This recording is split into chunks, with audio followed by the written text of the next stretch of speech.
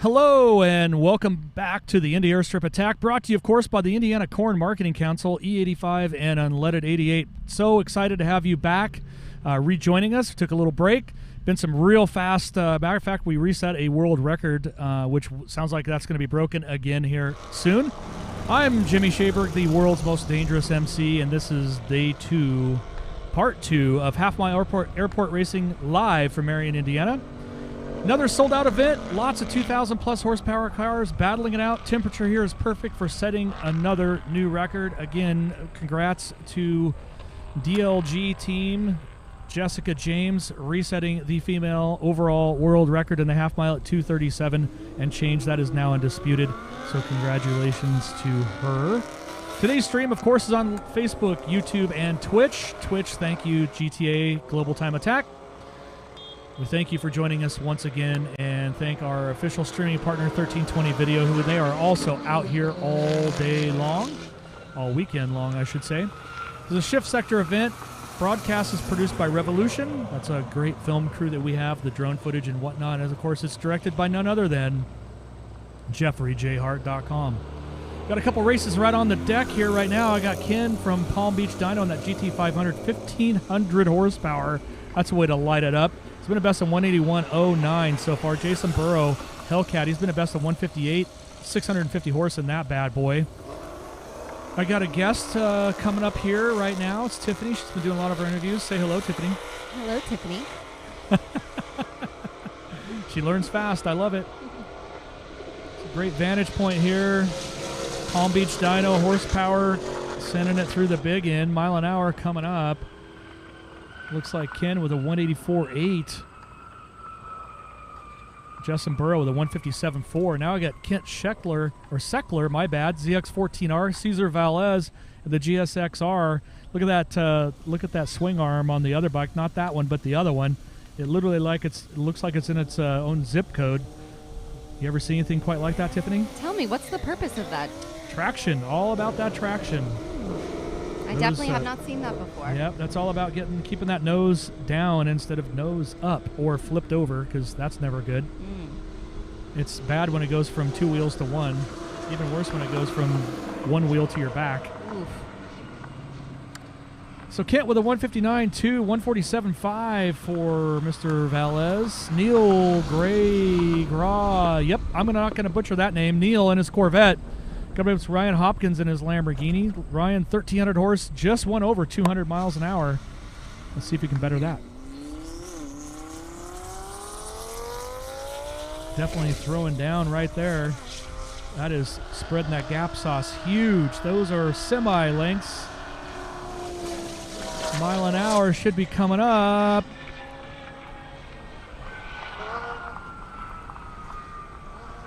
Waiting for it. 199.4, he's right there. Missed it by just a smidge, but great run. Brendan Bashore coming up, Mustang GT. Tony Williams in that CTS-V. 1,000 horsepower in the CTS-V, so it's full mod. Do you know what kind of mods that car has? Please tell me.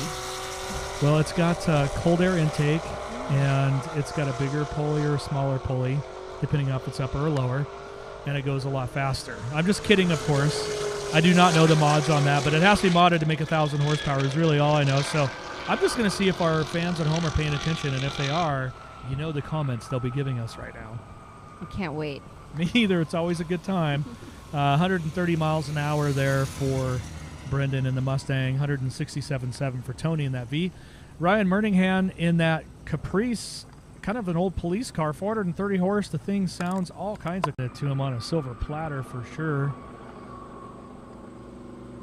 Ryan with a 132.2, Todd with a 130.4. Boy, it looked a lot further away than that. Mile an hour was closer than I thought. Mark Bayless, he's looking for the next kill. Been a best of 158.3. Jamie Hopkins, Audi R8, been a best of 198.1. You know he's looking for 2 Hunsky, right, Tiffany? Looking for what? He's looking for that 2 Hunsky. Oh, you're going to have to educate me. So 200 miles an hour, you get a free 200 mile an hour t-shirt. Ooh. Yeah. Mark, he's scared. Look, he's running right now. He's like, no! Well, he was super close at 198 yesterday. Monica! That's what Mark's saying, and it happened too. Woo! We saw it right there, right by him. Monica! Some will get it, some won't. 204.92. Jamie Hopkins in the house. There's his 200-mile-an-hour T-shirt. He got the 2 Huskies right there, see? What is this beast? What is that? That's that Saturn Ion Alan McClure. That's right. He claims he's got 205 horsepower. Something tells me it's got a little more than that. That thing's got a bullhorn. And holes in the bumper. That's got to be fast. Each one of those holes adds 10 miles an hour to the top end is what I heard.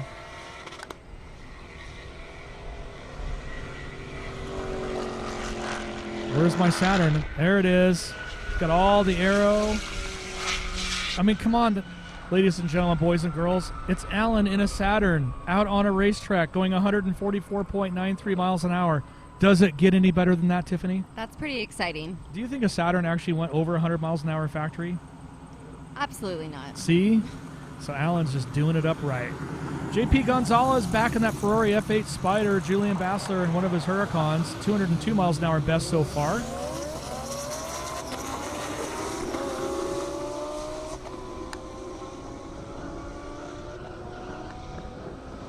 Keeping everybody in the loop at home. Going to let these 2 cars go, and then we got another airplane. We are on an active live airstrip. Don't forget that. So what that means is we shut down the racing for a little bit so maybe an airplane can take off. So I just got word that there's one in the mix. 172 to 161 it looked like there in the last run. Matthew Moberly in that Challenger Red Eye Hellcat. They just need to add another thing so I can announce Challenger Red Eye Hellcat Corn Edition. 797 horsepower in that. Garrett Van Winkle in the Flying Banana, 1,300 horse. He's been a best at 176. Oh, my goodness.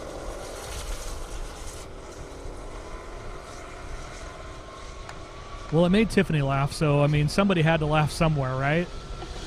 She's really picky on the laughs. I don't get them unless I earn them. Right, Tiffany? I mean, you've been doing a really good job, Jimmy. I feel like my stomach hurts from laughing so hard. She's being way too kind, but I'll take it.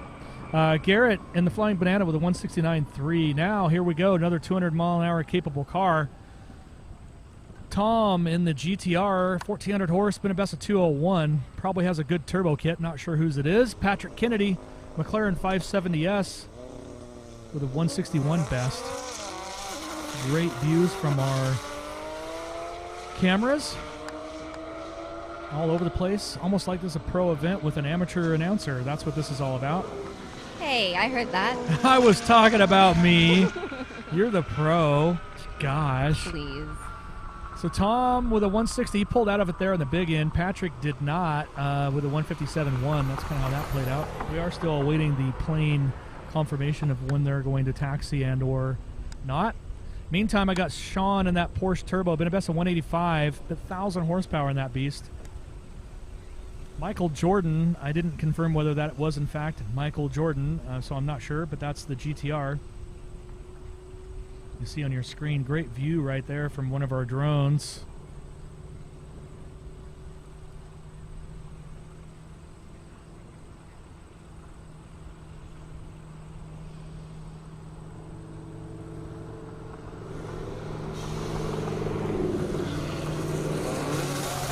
There we go, Jordan with the launch.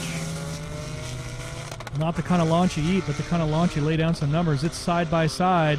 Here comes the Porsche power, though. Threw the tow strap out, took that GTR to school. 187.5 to 182.7.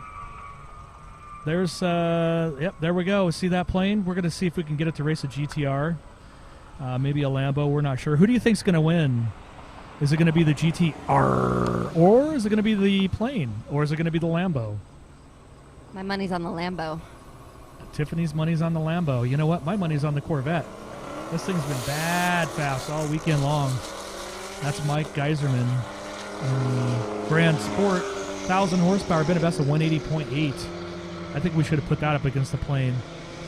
James Bullis in the Challenger next to him, 600 horse. No miles an hour yet. This will be his first time, so we're going to take it easy on him. 147.1 for James, 179.7 for the... Oh, that's fine. You can take a look at our pretty faces, or at least Tiffany's. There she is. Oh, hi. Here I am. Hi, how are you, everybody out there? Thank you so much for joining us. out there in YouTube, Facebook, and Twitch land. Brought to you, of course, by 1320 Video.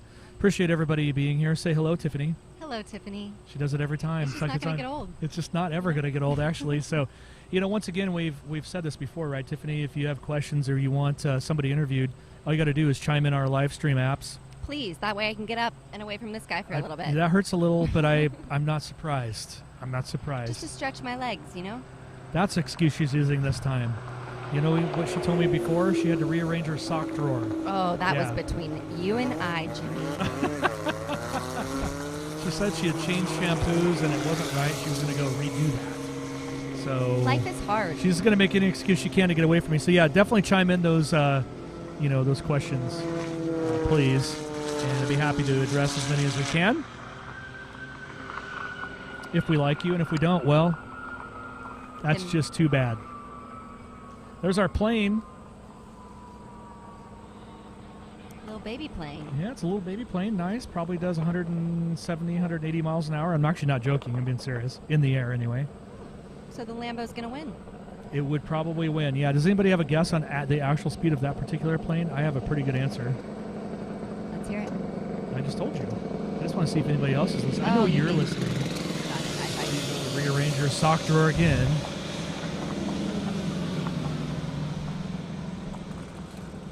I know your tricks. Here's our plane. I would say that looks a little plain for a plane. Right down the middle. Look at that. Oh, oh, oh, oh, oh. Oh. Almost. Yep. Good thing we're not doing a sobriety test. And I'm kidding, of course. Won't get any bad emails now.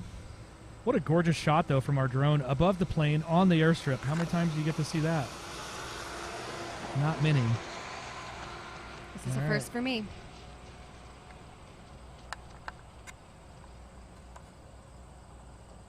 What a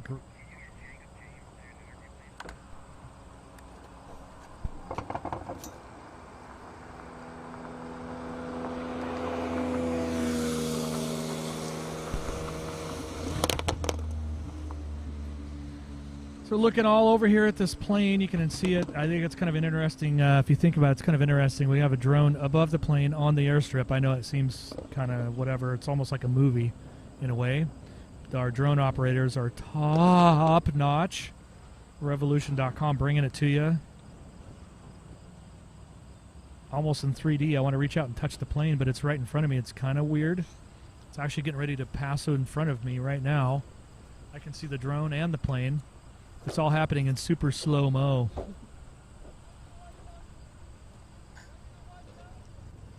That's a lot of twists and turns for that plane. Yeah, I wonder where she's headed. Not sure. I like the little blinky lights, though. Pretty. Yeah, I don't know if you can see it. They're so pretty. I don't know if you can see those at home, but they're blinky.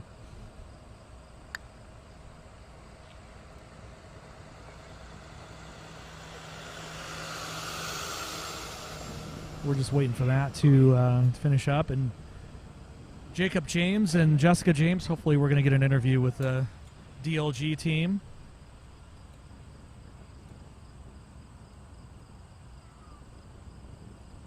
We have drones all over the place. Is it me, or is that plane taking its own sweet time on its own airport? I mean, really, right? It's not like we're at an airport and, you know, a race broke out. I mean, come on. Looks like she's just following every turn there is, wanting to go the whole runway, maybe. I think you're right. I would be dizzy at this point if I was in that plane with all those twists and turns. Maybe a little indecision going on. Uh-oh. I'm not going there.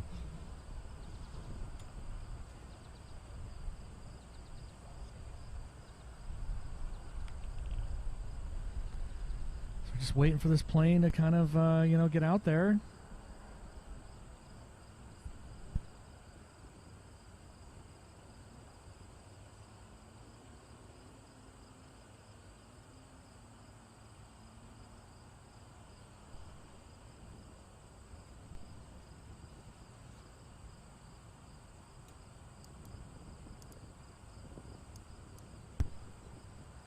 Great shot of the pilot there.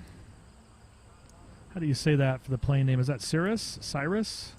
think it's Cirrus, but I'm not 100% sure. Correct me if I'm wrong. Good looking plane. Looks like a lot of fun. Looks like it turns well because, I mean, it's turned on every single airstrip there is here. Now you're going to see it take off, which is also kind of cool.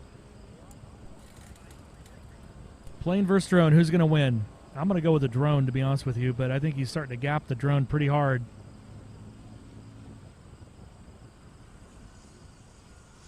Is he going to lift off? Is he going to make it, or is he going to go right into the cornfield? I'm not really sure if that was like an abort run or what. Just, I'm not even joking. Like, what just happened there? He's turning around. This is some crazy stuff. I actually don't know what's up. This is pretty funny. The plane actually aborted the run. What is he doing? Now he's just having fun with us. Like, literally, did he not put it in second gear? What's going on here? I think they're just trying to take up some TV time. That's what I'm thinking. Didn't that look like, everybody at home, didn't that look like a plane was supposed to start flying and launching through the air? Or did he have to go backwards to make a run at this part of the airstrip? Because it doesn't look like he's going fast enough to lift off. Maybe that's just me. Well, I know if I was a passenger in that plane, I'd be a little nervous, not going to lie. At what point did you go, I think I'm going fast enough? No, Bob, you're not. I guess we're going to take a second run at the plane.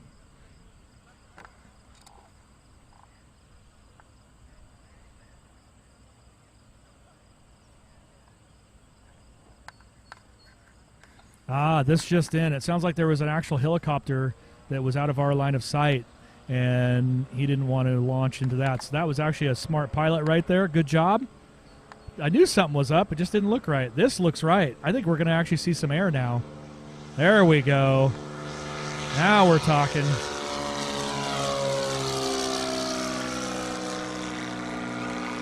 Okay, safely launched that bird, and now we are back to racing. Before that, though, I do have an interview. I got my main man, Wes Waltz, from Elite Finish Detail. I'm going to give it over to Tiffany right now. Take it away, Tiffany. All right, we're here with Wes Walls from Elite Finish, one of our sponsors, going on 5 years, I think you said, right, Wes? About 5 or 6, yeah, something like that. How was your weekend so far?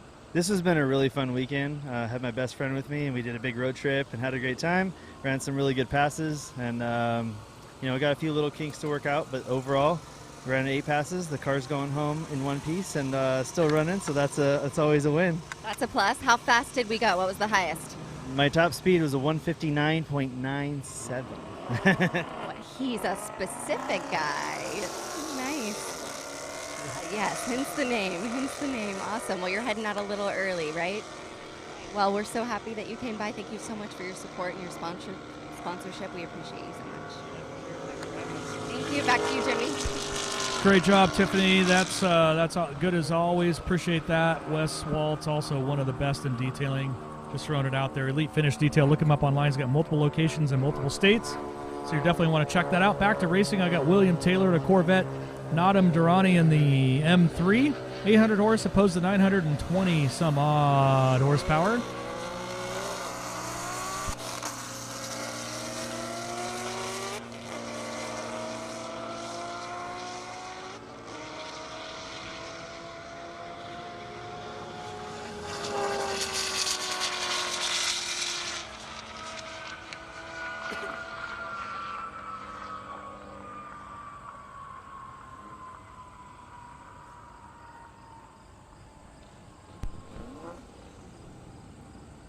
William Taylor with a 162 too, Nadim in that BMW M3, the 132 now. Now I got Julian Bassler up against JP Gonzalez in that Ferrari F8 Spider.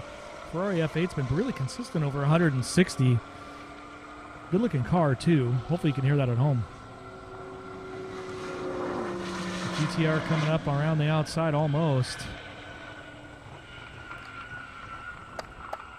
I tell you, the breeze has calmed down. If anybody wants to make a fast pass, now would be a fantastic time to do that. The air's crisp, and there's hardly any breeze for the first time the whole weekend. So I'm announcing out to the crowd right now, if you want to make a fast pass, now is a fantastic opportunity to look at our flags. They're barely whipping around. Just saying. UGR, are you listening? Calvo, are you listening? Bad Boy Morris Malone, Dallas Performance. Get on out there. Christopher Ampresetti and that Mustang Shelby GT500J Legend. I love that name. And an Audi R8. That's what you see next.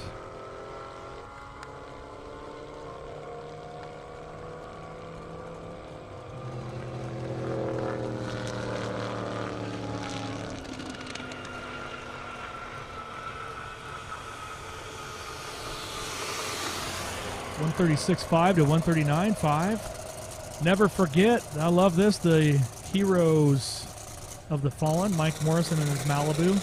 1,200 horse, been a best of 173.8. It's got a parachute, it's fast. CTSV wagon's next to him, 800 horse. Wagon should be a little slower. This Malibu goes bad fast. Pulled the chute, dumped the laundry, 175.3. He'll be happy with that for sure, as well he should be. That's Shayla, one of our grid girls right there. Doing a great job as always. And check her Instagram out. Not sure, I think maybe we could probably find that somewhere. Caleb Swan, Adrian in the Mustang, so a little Mustang on Mustang crime. Let's see what happens on the unleaded 88 camera.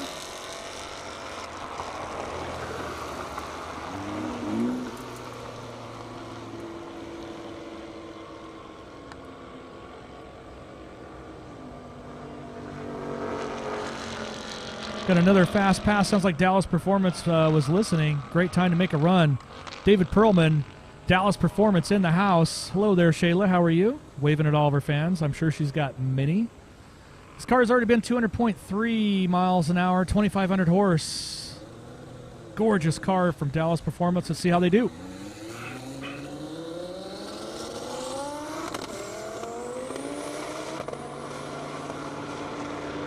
He's off to a good start, hugging the middle a little bit. Definitely threw some power down on that run. Mile an hour coming up. 206.33 miles an hour. They went 6 miles an hour faster that pass. Congratulations.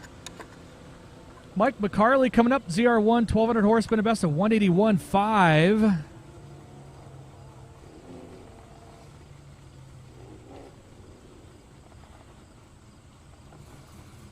Good looking ZR1.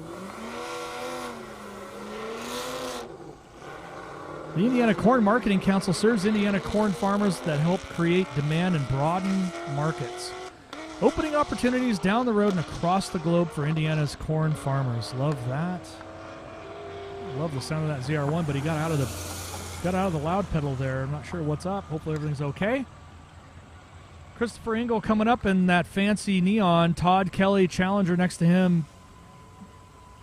500 horse in the fancy neon. That's that blue car right there. Officially, they call him an SRT4.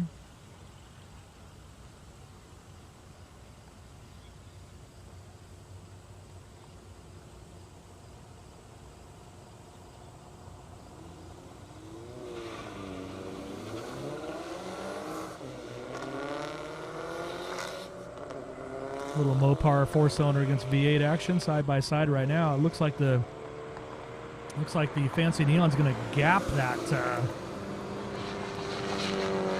Challenger.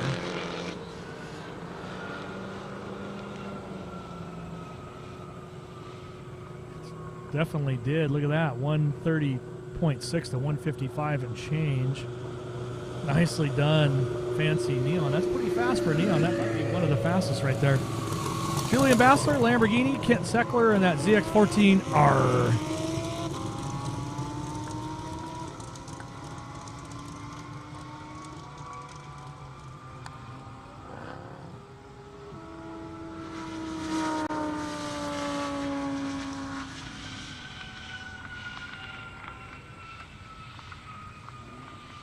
Got Stephen Bartholomew in the Trackhawk coming up. Peter in the E63 AMG.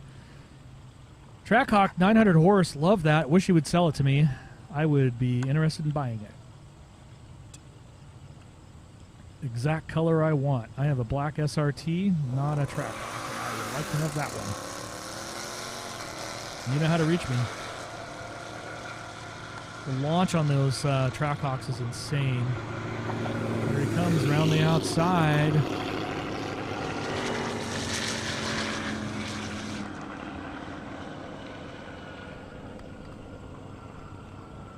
Mile an hour for Steven in the Trackhawk. 154.2 to 152.1. Pretty close. Closer than I would have thought, but man, I like those Trackhawks.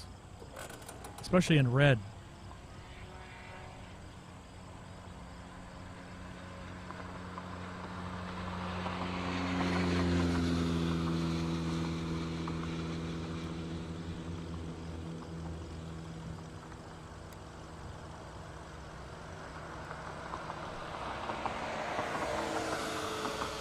Getting a little instruction there, not sure what's up. Just kind of waiting for a moment here. So my understanding, what I'm just told, the reason they're getting talked to by Johnny is they went over 180 miles an hour and do not have a fire suit. And that is part of our standard rule system. We have very strict rules here. We got to keep everybody safe, kind of a no-brainer. So he's got to either slow it down or go home. That simple. That's right. That is another thing. If he breaks this rule, like if he goes 181 miles an hour, he goes home, never comes back. We don't have very many rules, but the ones we do have are put in place for your safety and everyone else's here. So honor those or be gone, but most people do, so it's kind of rare. Got Shayla lining him up right now. Perfectly executed arm drop. Great job. Michael Jordan, who got to talk to. Carolus in the RS7. It's in the Audi next to him. Let's see if they mind. Looks to me like they minded their P's and Q's. I'd hate to lose somebody. 144. I'd say definitely minded his P's and Q's. 144.6. Good job. Appreciate that. Carolus with a 151.4. Blake in the Charger Hellcat. Trey Wrestler in the Challenger Red Eye. So many different names. Same car. 161.8 to a 149.4 best so far.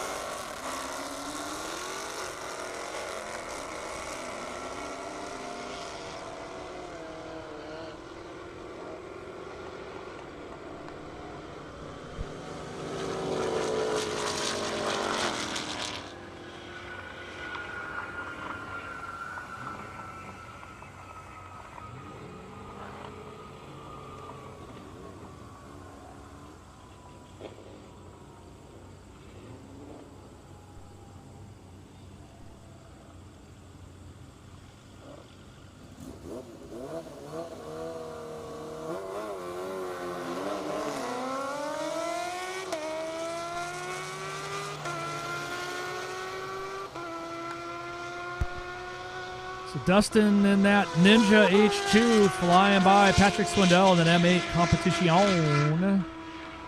Great mile an hour, 182 for Dustin. Patrick coming up with a 166.1. Devin coming up in that Supra Dupra, 650 horse. Been a best of 157.2. Scott Swanson M5, been a best of 143.7.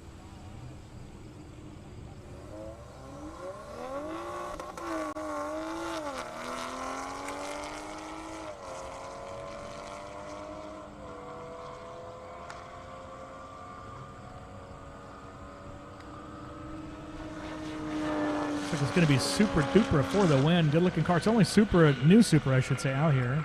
Might even be our only Supra out here. 148.2 to 143 for Scott. Jennifer Harper, always great to see her out here in her Camaro. She always makes lots of passes, very consistent. All of them between 156 and 159 between 2 days, including a rainstorm. So that's pretty good. Great way to go there, Jennifer Harper. JP Gonzalez, that beautiful Ferrari F8 Spider.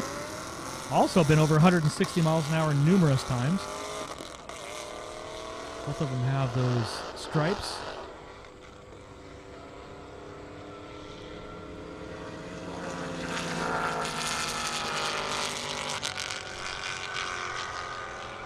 Jennifer this time around. 159.9, creeping up. That is her new best mile an hour this weekend, 161 for JP. Now I got Briar Madden Challenger, TJ Falconer in that Corvette. A 174 for Briar Madden in the, it's a good-looking car, Indiana Corn Marketing Council. Looks like he's running, might even be running straight slicks, I can't tell. Whatever it is, it launched pretty good. Love the color, too.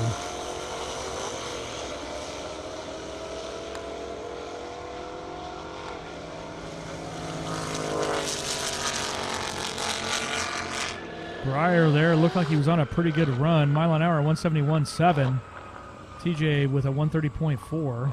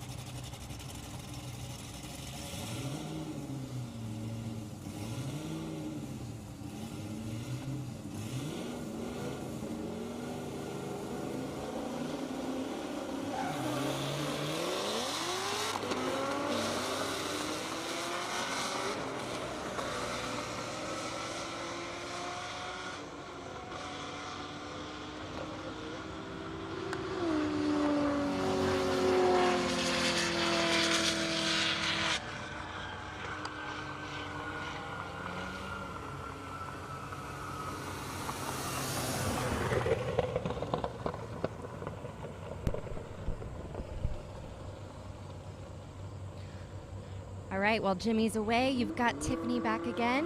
We've got Scott in the 2017 Audi R8 and Paul in the 2018 Audi RS3.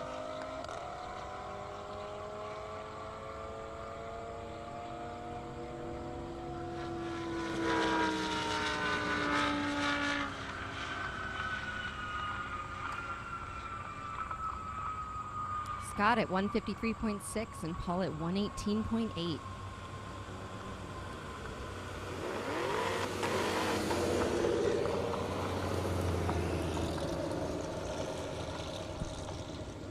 Up next, we have Patrick Parker in a 2002 Honda S2000 and Caden Mowen in a 2019 Chevy Camaro.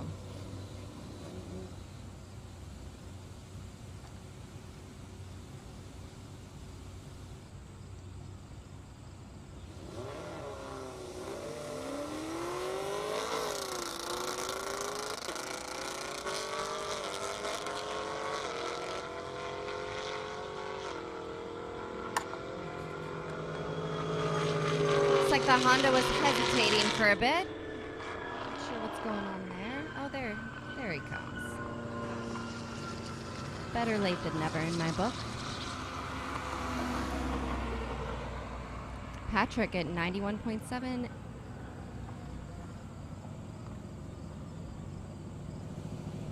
All right, up next we have Ryan in a 2018 Shelby GT350.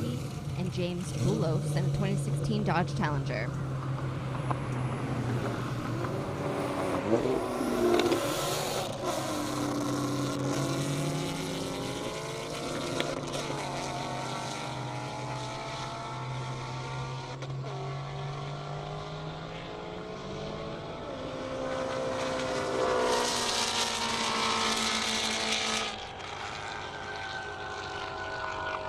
Ryan coming in hot at 157 and 146.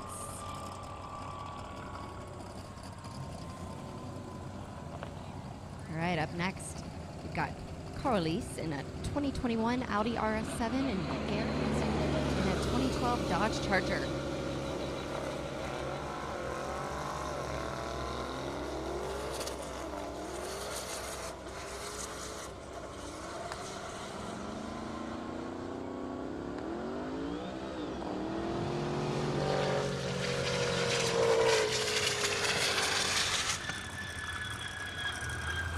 Careless at 152 and Garrett at 171.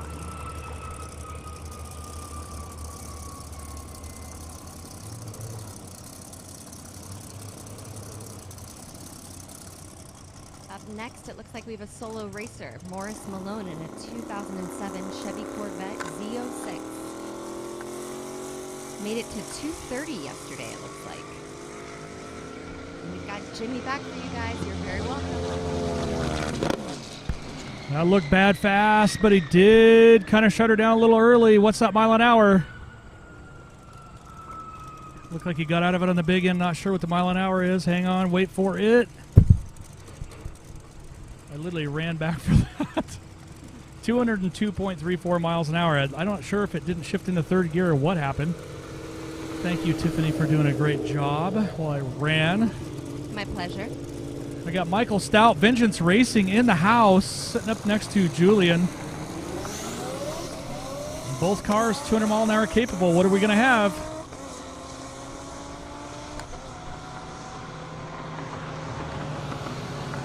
Julian with the quick lead. It sounded like Michael pulled out of it early. I know he's nursing a new combination, so. All right, I'm going to send it right over to JB from Ignite Racing Field. Here you go, JB. Hey everybody, I'm sitting here with Dustin. Tell me a little bit about your bike. How much horsepower, what all have you done to it? It's a 2015 Kawasaki Ninja H2, got about 240 wheel horsepower. Pretty basic setup, just exhaust, bolt-ons, flash GCU, and that's it. And How much horsepower, what's been your fastest speed out here so far? Went 183. 183, that's pretty cool. Where are you from? Chicago area. So who did the build for you? Who did all the work? Win Racing out in Naperville, helped a lot with that. All right, well, hey, thank you for coming out to Marion. Enjoyed it. Hey, back to you, Jimmy.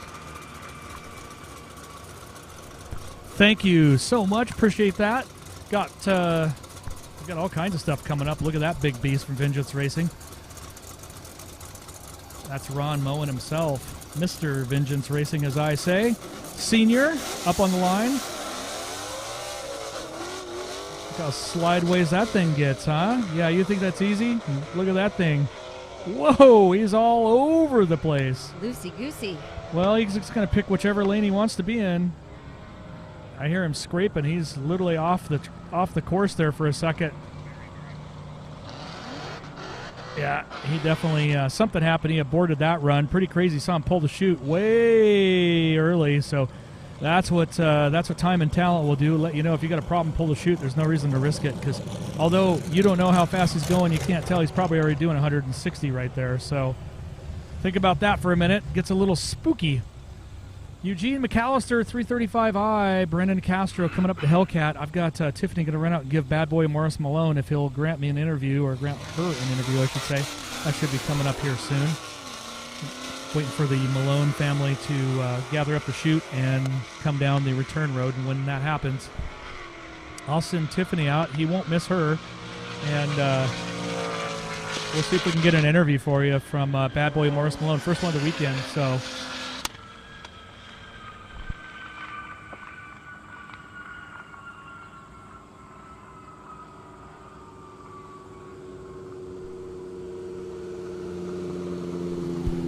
Track is cold. We're not sure why. We're going to find out. Stand by. Trying to figure out.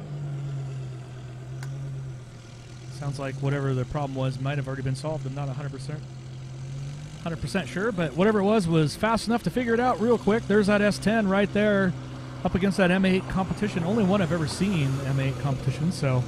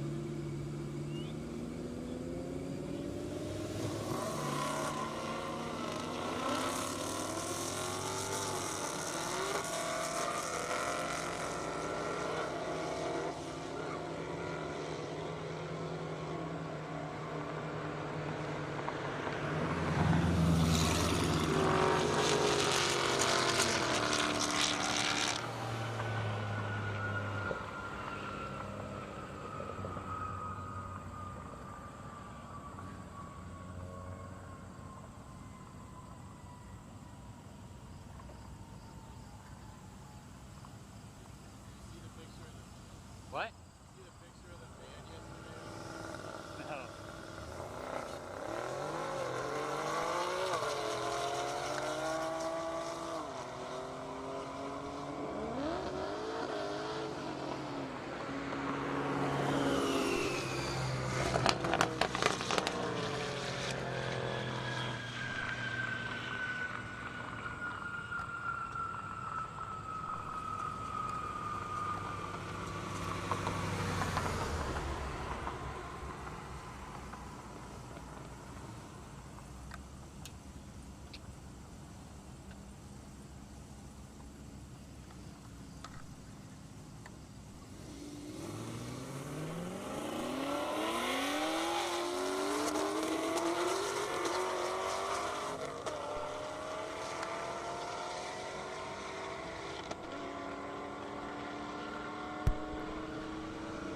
All right, Tiffany's got an interview coming up. Before that, I got JB from Ignite Racing Fuel with a couple nice messages.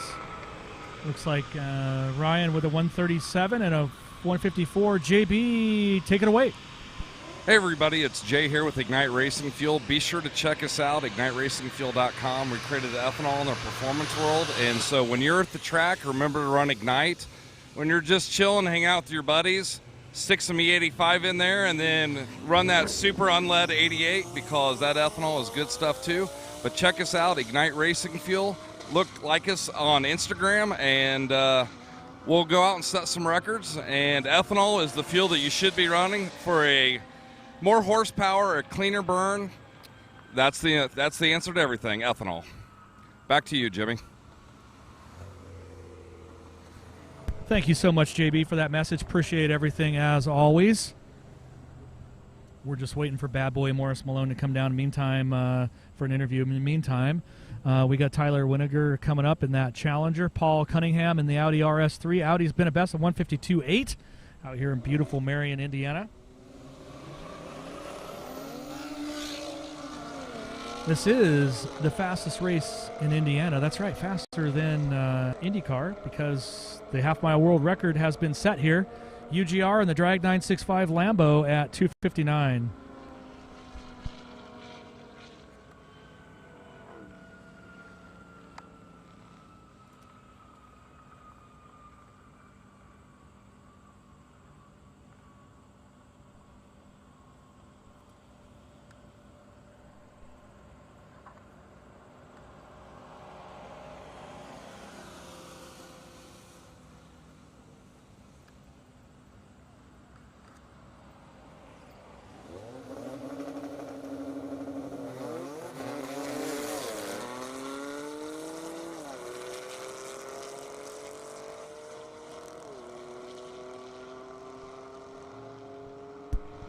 Lindsey Bolding in that Mustang GT. Avarius in the 911 Turbo S.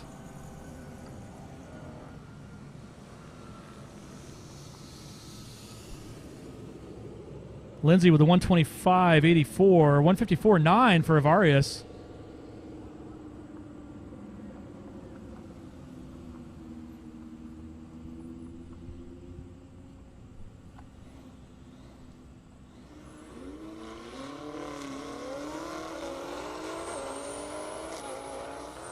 Jamie Hopkins, who just ran a 204.9. Patrick Swindell in that beautiful BMW M8 competition.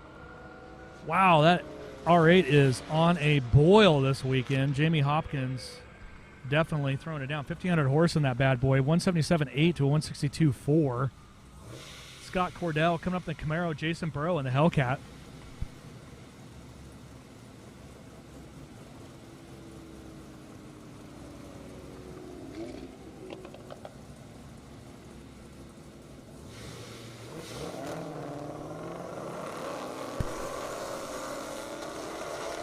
So 177.8 for Jamie. You got Scott Cordell, like I said, in the Camaro. Jason Burrow in the Hellcat. After this race, I got that interview everybody's been wanting with bad boy Morris Malone. Jason Burrow right there going through the trap. Scott Cordell, mile an hour coming up. 155.9 Scott, 157 Jason. Here we go. I'm going to send over Tiffany. Here you go. Thanks, Jimmy. I'm here with Bad Boy Morris Malone, one of the fastest cars that we have here. Welcome back. It's been very impressive so far. Tell me about some of the challenges you've had this weekend. We've had a bunch. So yesterday we had the under tray rip off the front of the car, and it cut the front tire, did a bunch of damage. We found some cracked brake rotors. So last night we were running parts. We had to go halfway up to Detroit. Other half of our crew went down to Indianapolis. We got back this morning. We're putting everything back together.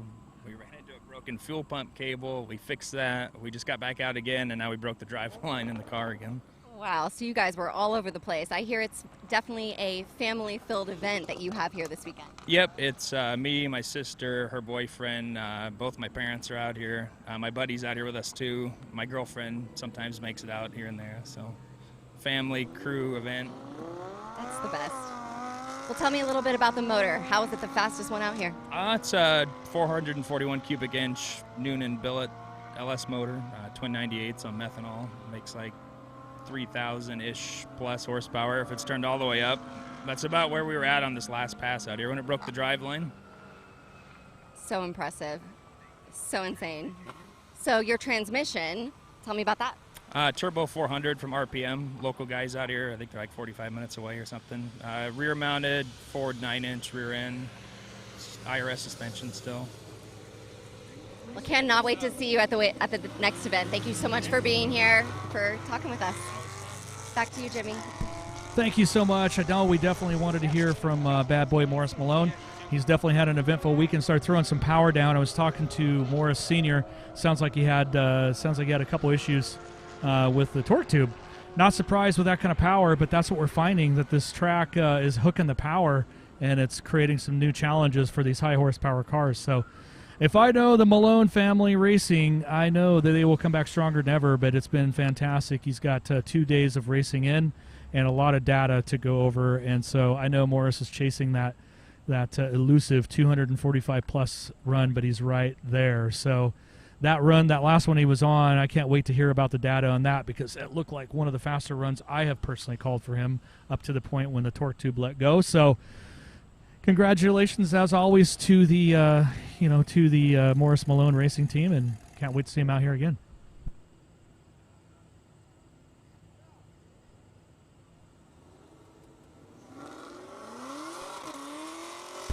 Tyler Winiger and the Warrior Breed Motorcycle Club, just can't tell them thank you enough. Big shout out to them. Entire weekend handling all the hard stuff to do, to be honest with you. Really appreciate them. I got Kevin Howarth from Underground Racing standing next to me, so I'm gonna jump off the mic for just a second, find out what news he has for me.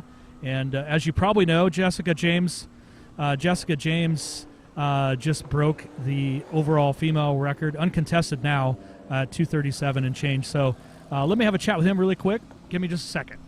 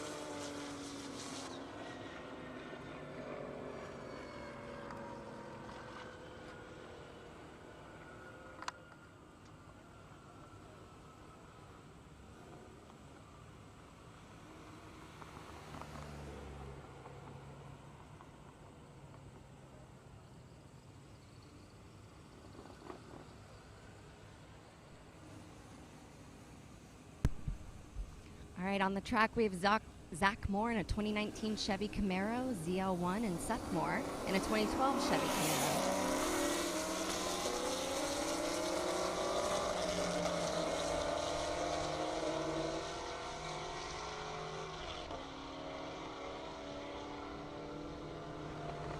Ooh, head and head.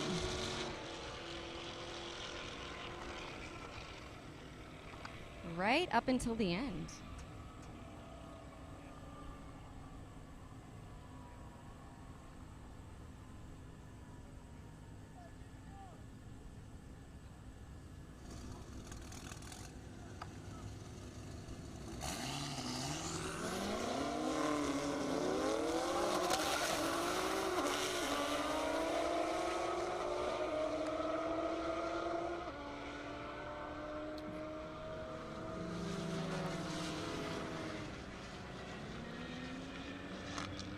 All right, let's see how Tom and the Nissan GTR and Patrick and the BMW M8 are doing. 204 for Tom.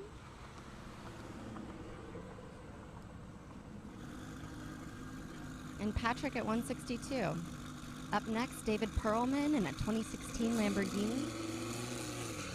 Going solo.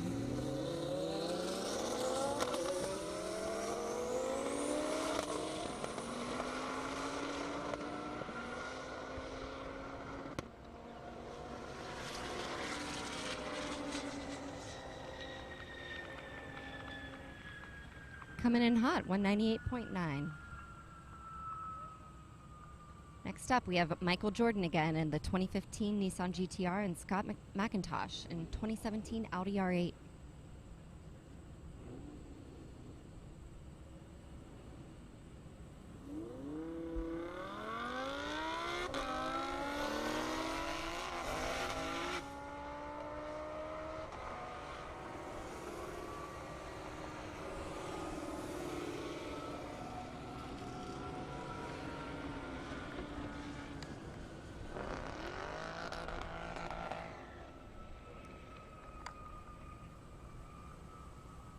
Jordan at 140.4 and McIntosh at 153.5. Next up, Daniel Bartram in a 2012 Ford Mustang and Brennan Doolittle in a 2017 Dodge Challenger.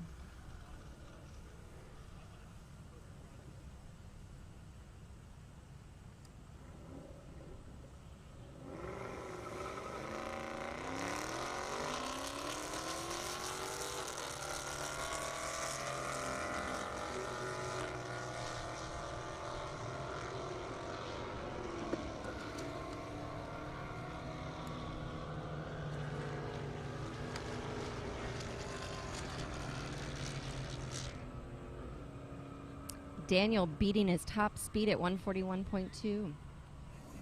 And Brennan at 129.9.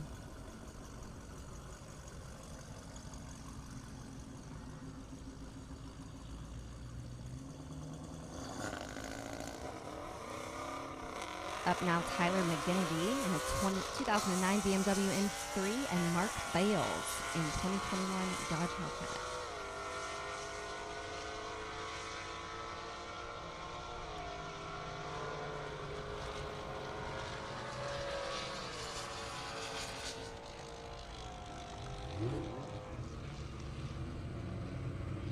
Tyler at 140.1 and Mark at 156.3.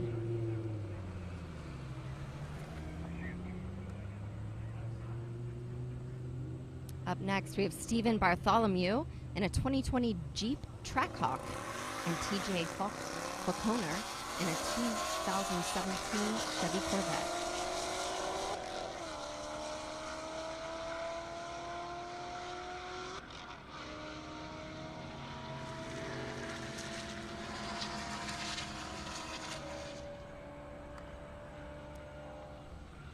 Steven in the Jeep at 154 and 146 for Falconer.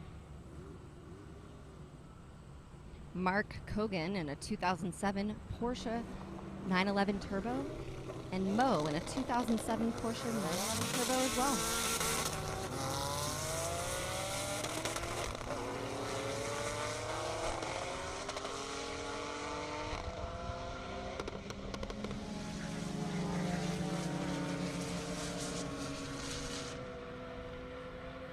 Mark at 189.2, and Mo at 183.1.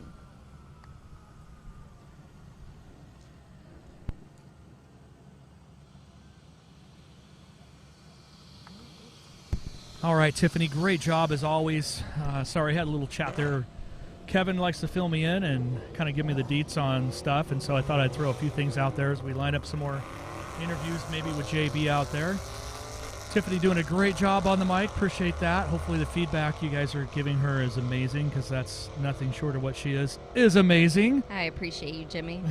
So she's taking a lot of pressure off me so I can actually do a couple things. But yeah, I've got a pretty good working relationship, obviously, with two brothers that own UGR, and so Kevin he always likes to kind of fill me in. Didn't want to sit down for an interview this time, but did tell me for sure that the Texas event that's coming up, the Airstrip Attack in Texas and Abilene, that they're bringing a lot of arsenal, including, and anybody listening, this might break the internet, including the Drag 965 current half-mile world record holder Lamborghini. So that car hasn't been out in a while.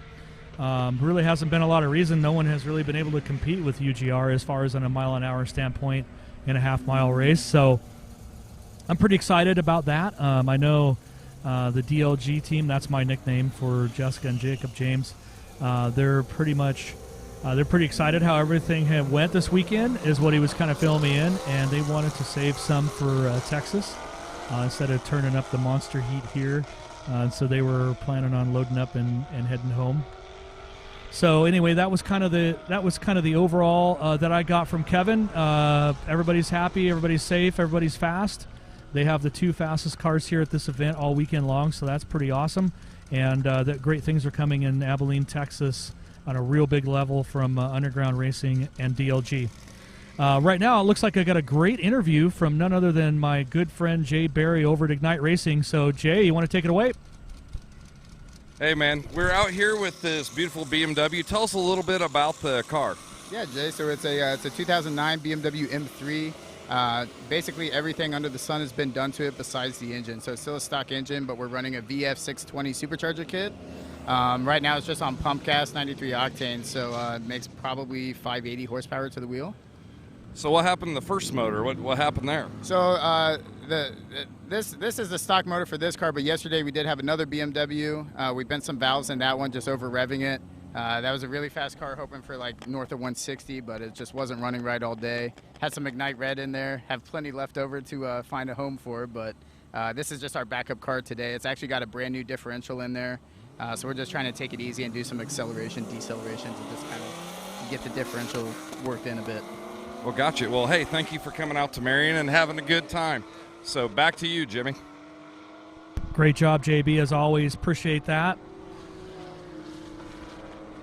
Got Todd Nall coming back out, mile an hour on him. He's always bad, fast 195.6 that time around. Ryan McNurgan, I can't even say that guy's name, I'm sorry, in the police vehicle right next to him there. See our shift sector tent out there, Vengeance Racing, of course.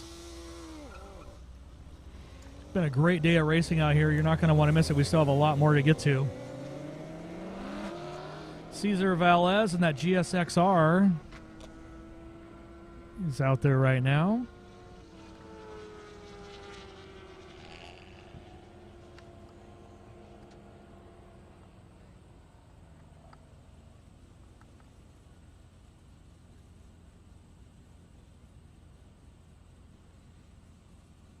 Naran Durai and that Audi R8, Chad Rusa in the Camaro.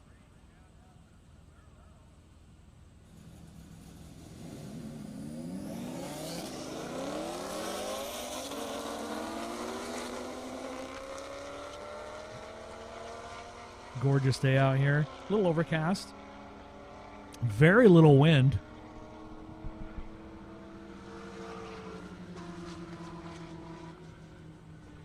Which has been kind of nice.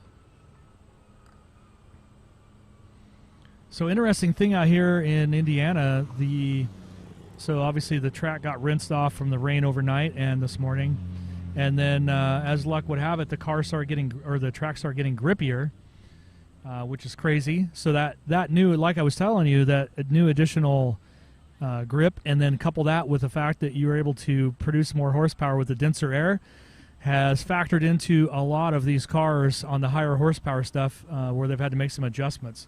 Bad boy Morris Malone's case, obviously he lost the torque tube second time, was just starting to lay the power down. He was definitely on a boil, and then the torque tube's like, yeah, I don't think so, not anymore. But also a new combination, right? So they're working on that.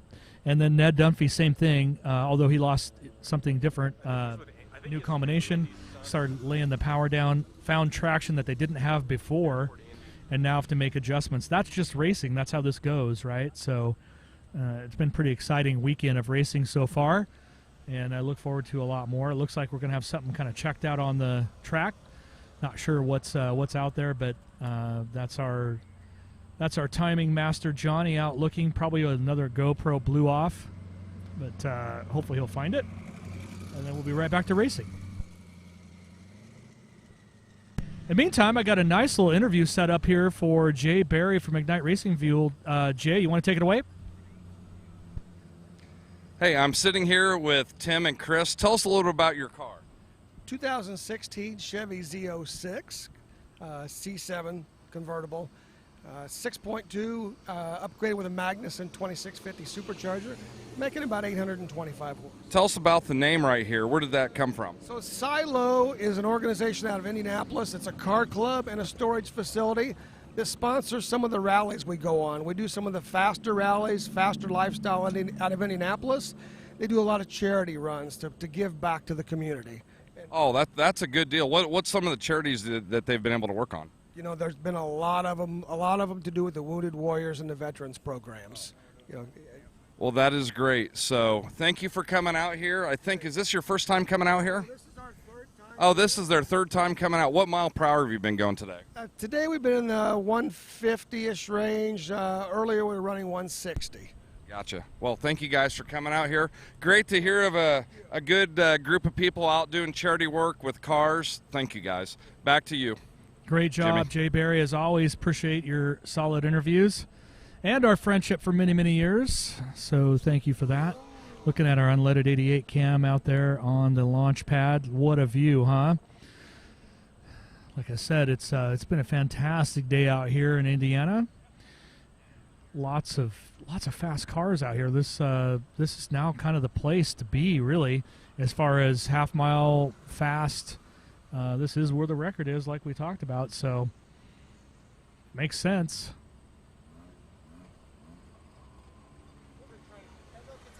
I'm just kind of getting the airstrip looked at, make sure there's nothing, no debris or maybe a GoPro or a part of a car on it before we get back to actual racing. I got Alvarez in the 911 Turbo, Julian Bassler in the Audi R8.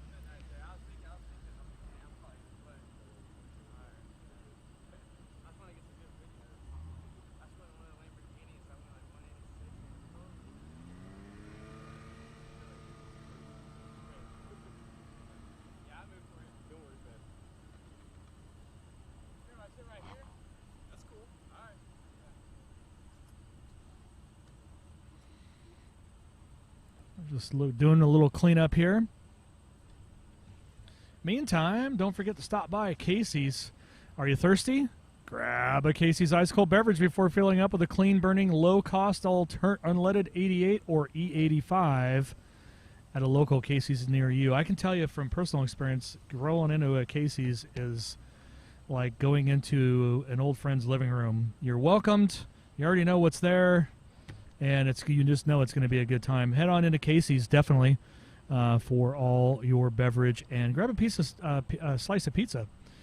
You got Dover Fueling Solution. You got a lot of opportunities there. They are a leading global provider in advanced customer-focused technologies, services, and solutions in the fuel and convenience retail industries that utilize and support unleaded 88 and E85. Definitely check out Dover Fueling Solutions. Of course, Revolution.com, our amazing drone footage coming from what you're watching right now, coming from them. Appreciate them.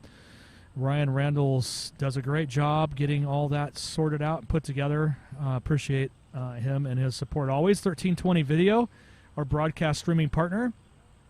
Indiana Corn Marketing Council, E85 and Unleaded 88 broadcast sponsors. We've got jeffreyjhart.com. You might want to check that out if you want to. jeffreyjhart.com, somewhere on his website. There is an actual music video that he shot and has Tiffany, apparently, is in that video. So I want to check that out for sure. jeffreyjhart.com.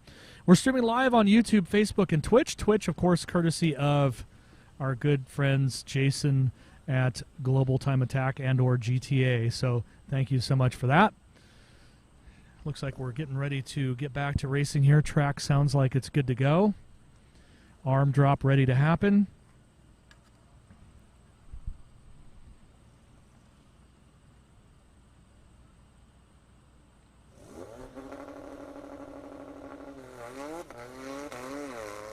Looks like somebody might have jumped a little bit there.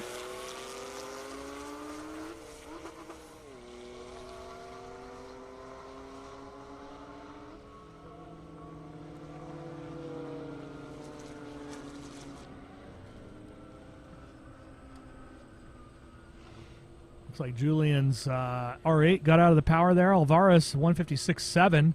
Christopher Engel in that fancy neon coming up. Been a best of 155.4, which is pretty crazy. Michael Jordan in that GTR, 1200 horse, been a best of 182.7. That's that fancy neon right there. SRT4 is what they really call him. Looks like Shayla for the arm drop.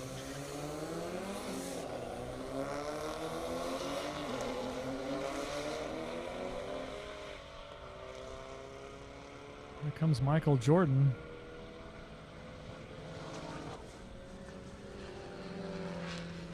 SRT4 fancy neon. Looked like a pretty good run for him too. 161.9 for Michael. 154.4 for the fancy neon. Nice looking Camaro right there. Brent Bowser. Trey Wrestler coming up in the Red Eye Challenger.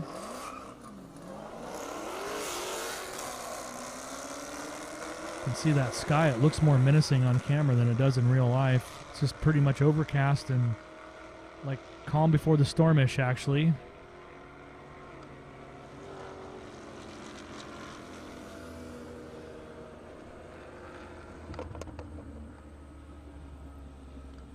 Great view of our pits.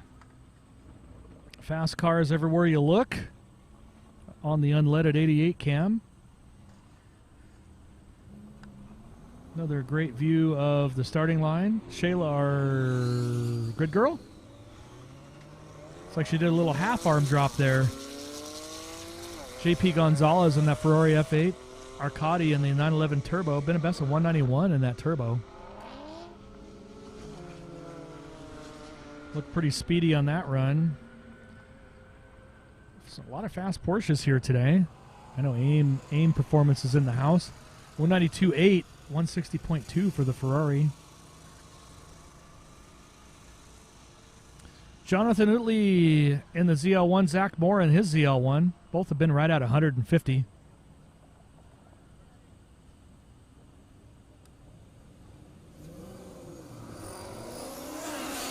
Shayla with the full arm drop that time around.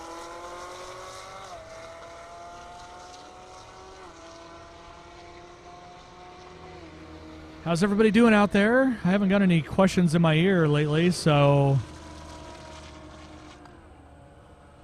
I'll tell you one thing that's without question.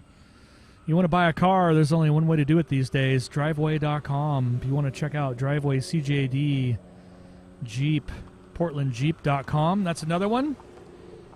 Check them out. The only way to buy today, now, from your couch to your driveway, driveway.com. Nice looking S10 right there up against that Super Dupra. Super tried to take the launch away from him. This is our actual second Supra. This is Josh Cage. They were both silver, so I was thinking it was the same one, but it's not. Josh Cage in the 2022 Supra. I hear they're making those manual again.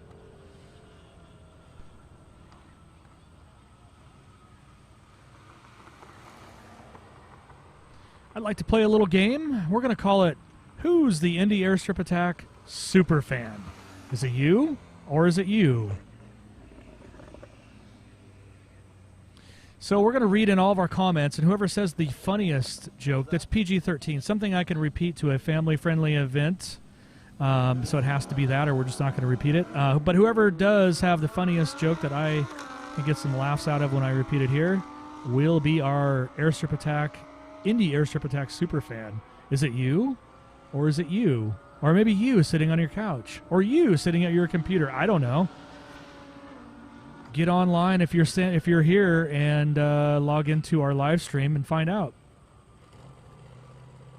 Who is the Indy Airstrip Attack super fan? If you're really good, I might start slinging some driveway gear. I can do that. Neil coming up in that Corvette. Matt in the Audi R8.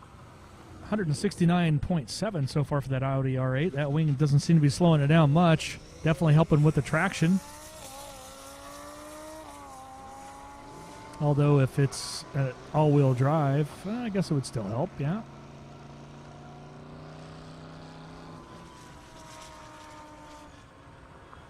Looks a little Fast and Furious inspired, but I love it. Michael Stout coming up, 1,700 horse, Vengeance Racing. You'll see him coming up here. Neil with a 107.7.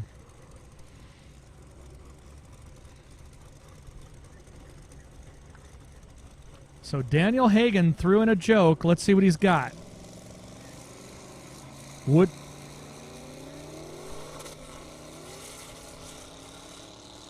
Hang on a second here.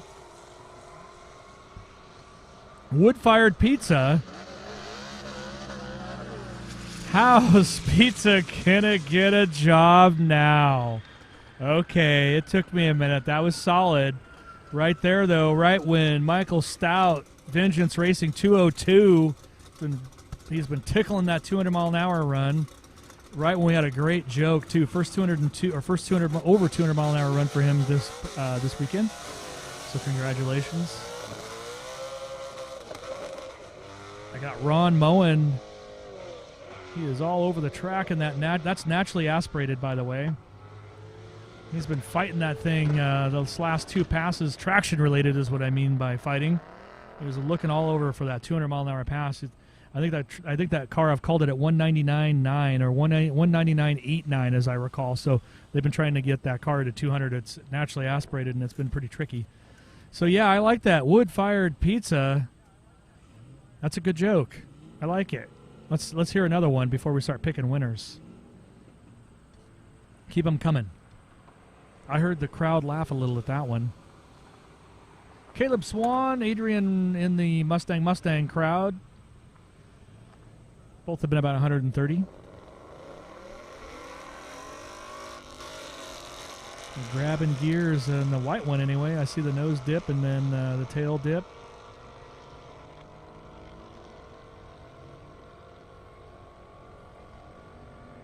Who's got who's the super fan? The Indy Airstrip Attack super fan.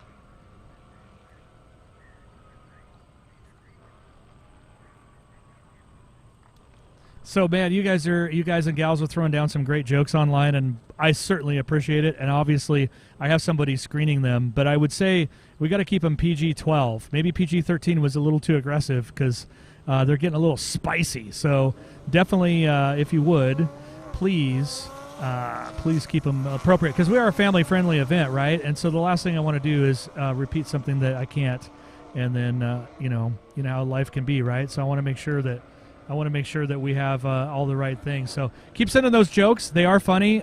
You've got the person who I have reading them in tears, so I appreciate that. But let's try to PG-12 them, huh? Michael Jordan again. Seth Moore back.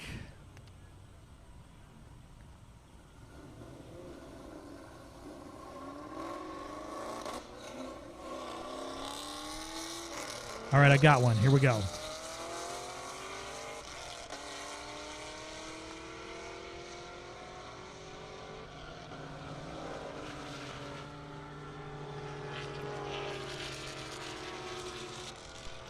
So I'm going to have that repeated in my ear one more time so I get it.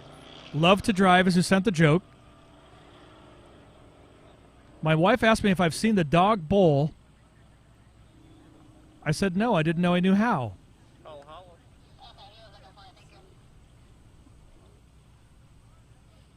I'm not sure if I get that one, to be honest, but I think it's funny. Yeah, apparently the dog knows how to bowl, so that is kind of a new. Now that I have it explained in my ear, that's actually a funny one. That's funnier than the pizza one. So what else you got?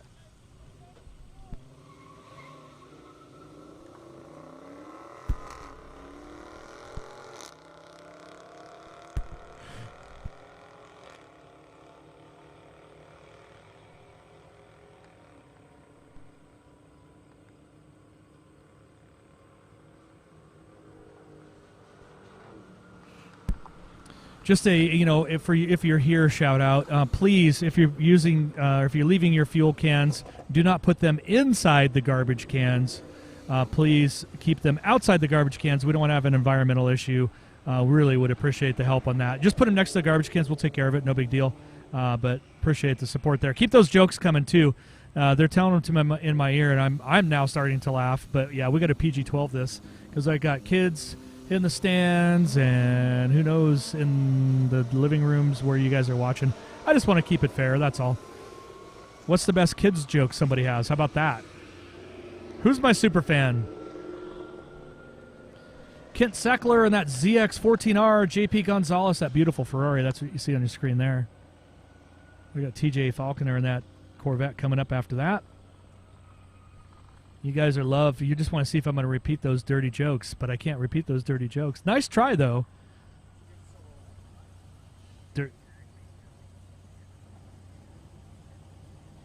We have exactly 1,320 unique viewers on the 1320 page right now. That's pretty crazy. Checking out and saying jokes. Everybody's got the jokes. Just none of them I can repeat. So TJ Falconer going up against Brennan Doolittle in that Challenger.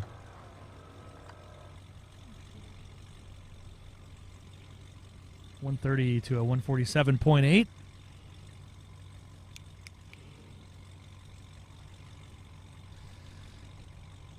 Brendan Castro in the Hellcat coming up. Andrew in the Z06 right there. First Farmers Bank and Trust out here, the fastest race in Indiana. Did anybody solve the mystery of what DLG Racing stands for? That's Jessica and Jacob James, the father-daughter team, and they have been racing the UGR built Lambos of theirs. Did anybody figure out DLG? Did anybody figure out what that was? I talked to Jessica James last night, and she thought it was pretty cool, so I don't know if they'll actually name their race team that, but that's what I'm going to call them. DLG Racing.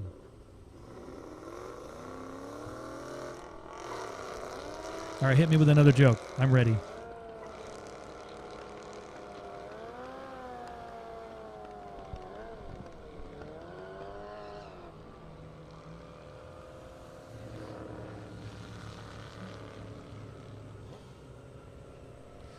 So Brandon Forwalt, hopefully I'm saying that name right. This is a good one, and it actually is kind of a kid's one.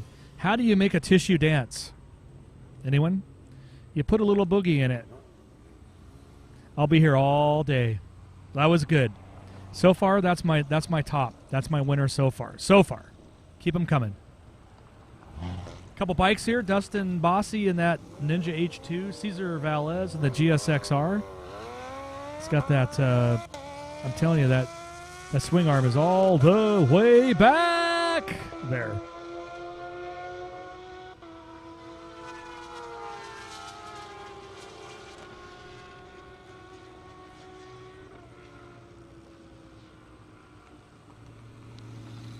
$184.8 there, nicely done. To 169.8. Christopher Engel in that fancy neon coming back for more. He is roundhouse robbing that bad boy. 155.4 best. Ryan in the GT350 been a best at 161. This actually could be a closer race than you think. Fancy neon.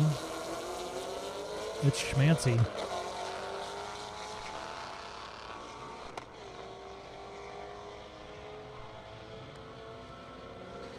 Ivy occasionally. I've heard that name come up on our live stream before.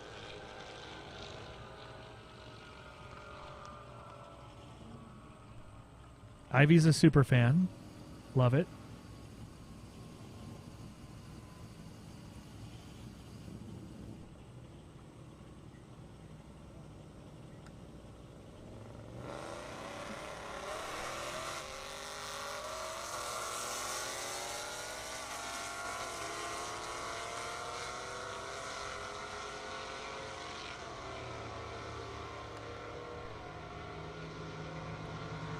A fish walks into a bar and orders a drink. Wow, you should get a job at SeaWorld. Well, the bartender says you should get a job at SeaWorld. The fish says, why are they hiring more lawyers? Oh, boy. Yep. That was a good, that was a good one. That was a good one. I get it. Because, you know, it's a lawyer, but we have a lot of lawyers online, just saying. Hopefully they think that's funny. That was a good one. I like it. Keep them coming. I got one. Just, here we go. You ready for this? So, there's a man. He's running down the road, literally running really fast, runs into a bar.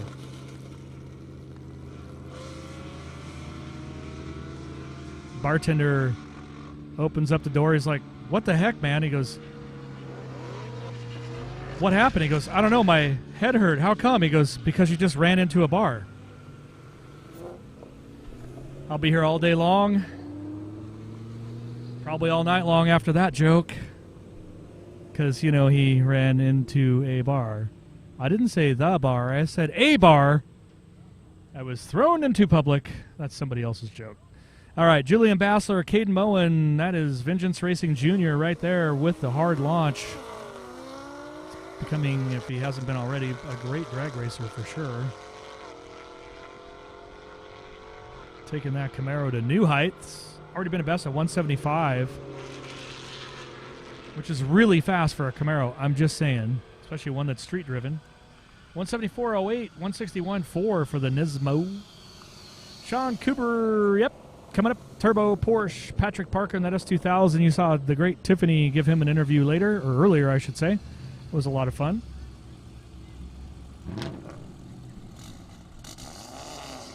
I do believe Tiffany is going to be going out for another Lamborghini Joyride. Sent her out there to have a little bit of fun, so hopefully she does that, and it's a real good time.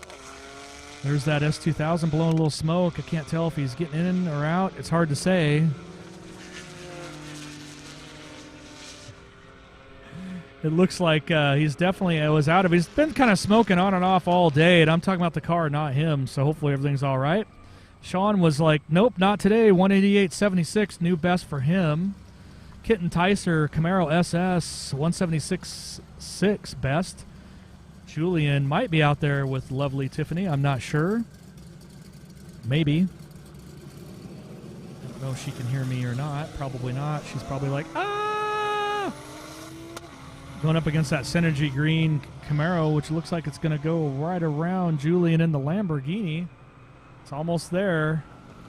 And there it goes. Miles an hour coming up. And the camera goes wild. 172.6 to 153.0. Brian Dorsey in the wagon, CTSV wagon, that is. That's coming up here, hauling all the groceries and the mail. Brent Bowser in the Camaro next to the V.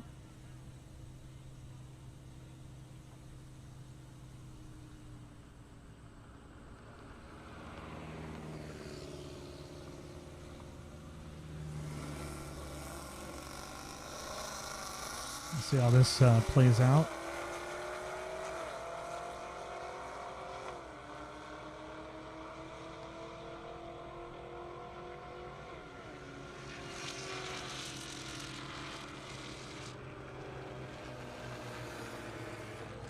.71 miles an hour for Brian Dorsey in the V wagon, and 128.6 for Brian Dorsey.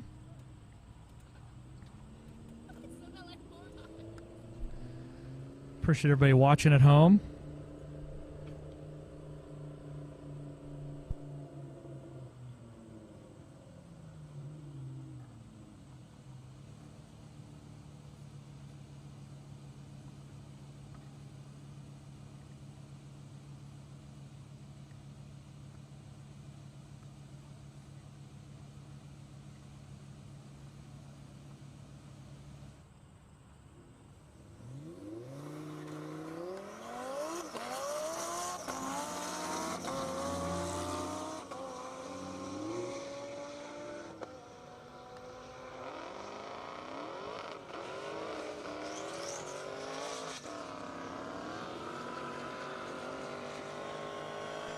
Well, it looks like Mark is going to do the burnout, the John Force style burnout there.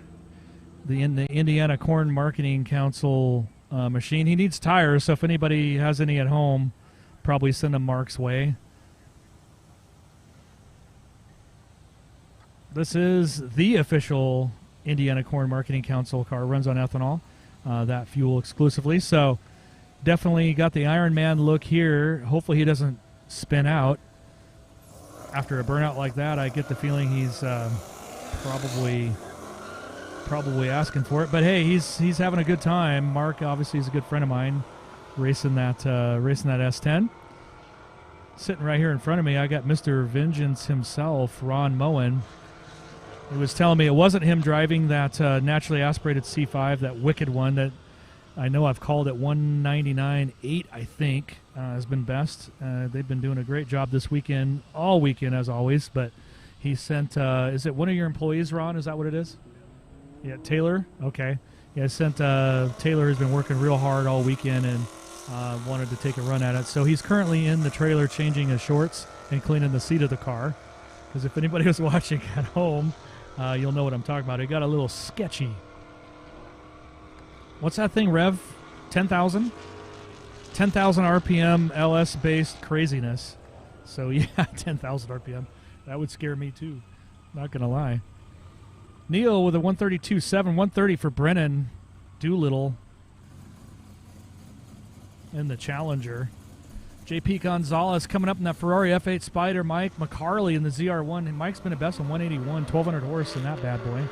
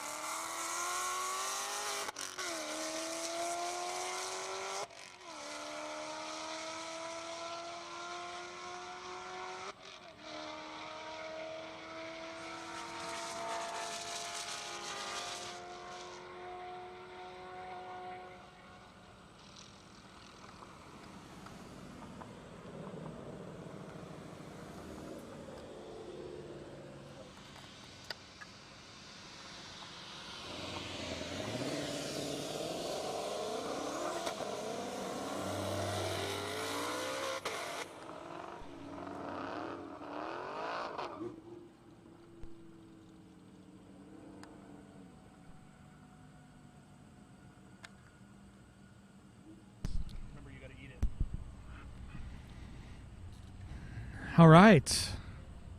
Hey, everybody at home. Hey there. I got Ron Mowen, which is crazy because I have been saying his name wrong for years, so I apologize, Ron, for that.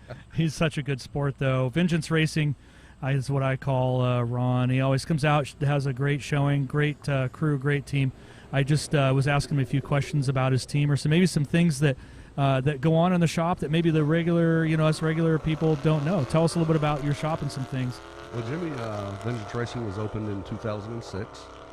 We set out to be the premier LS and now LT performance shop in the nation, and our vision from day one was to have a total experience. A lot of people can modify cars, but they don't really run a business. And we want to run a business. We want to have the customer have a full experience of the modification process, include them in things, pictures on a daily basis, videos of their car on the chassis dyno, things like that. So we've got a full staff at Vengeance, everything from tuners to technicians to purchasing officers, client relations folks. We try to be a one-stop shop for performance, and I don't think it's any secret with having Ned out here that we've gone beyond the GM platform.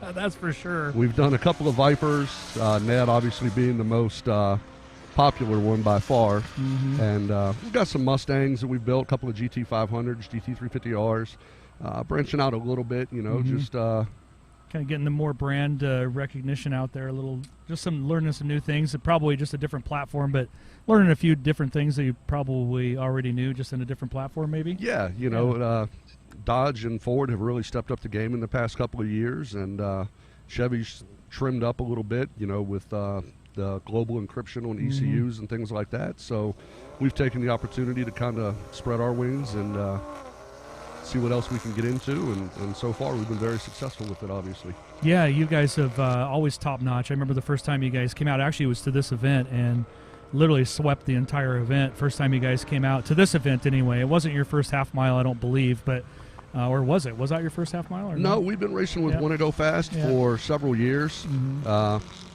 When we came out here, it was a totally different experience. I think the thing we love most about shift sector is you have to go rounds. You just don't put up a number and go home with the trophy. It's really cool to come out here and actually race heads up, and if you break, you're going home with nothing. It's been a great experience coming up here, and that's why we keep coming back. Yeah, it's always great to have Vengeance Racing. I mean, it's one of my favorites for sure. I think anybody that listens to me probably knows that, and it's for good reason, because I can call a car at the beginning of the day, but will I be calling it at the end of the day or maybe the next day? Not always, right? And so you obviously run a real tight ship. Everybody, every one of your customers that I've talked to, Michael Stout, Ned Dunphy, many others, they just say great things. Gina, I've met Gina at Texas T2K. CTSV Chick, I think is what her call sign is. Anyway, great. I think you kind of build a brand and whatnot. Now let's talk about some of the like your LT stuff, right? So I know there's a big change in. I've got some people that are asking us online. That's why I'm asking. Okay. So, like your LT stuff, what are you breaking, or what are you finding that you're breaking on the factory GM LT? Was it the LT4, right? If I'm not mistaken, yeah. So the LT4 stuff. What are you finding as the breaking point on those LT4s, for instance? So I've got a good example of the LT platform out here this weekend. We built my son's 19 ZL1 1LE. You've been calling his name all weekend because he's hot lapping the damn car. LT4 with the stock short block, a stock ported head, and a stock blower. His car made 936 at the wheels. Wow. And it's dead nuts reliable. It is, yeah. He's been very consistent. As a matter of fact, I don't think he's been within, after the first warm-up pass, which you would expect, I think he's been within 2 or 3 miles an hour both days, and the car is still kicking ass. As a matter of fact, I think you must be adding a little bit to it because it seems to be getting a little bit faster, or has been getting a little faster. We've been working with our tuner. I figured. He didn't join us, but he's working with us remotely, and we've been picking up a little bit here and there. We started off the day yesterday at 168, and that was with both of us in the car. Wow.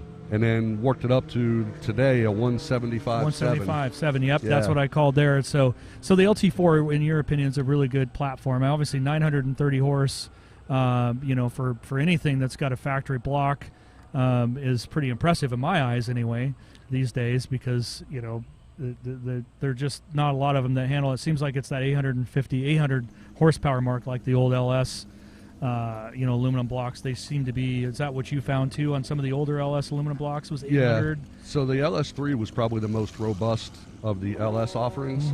You could make about 850 on a stock short block, and that was absolutely it. But the LT is just, not only is it stronger, it's a lot more efficient. We're doing heads cam on LT1 cars, and we can make, where you were lucky to make 440 to 460 on a heads cam LS, we're making 530 to 550 wheel on an E85 out of just, heads cam, naturally aspirated Camaros and Corvettes. Do you think that's that in relation to that just direct injection as opposed to your typical what you would see injector boss on top of the intake? Do you think it has something to do with that, or is it just the whole package overall is just engineered that way? The DI definitely helps. It is a more efficient fueling system. The cylinder head development that's gone into it is very, very efficient, and they respond well to modification.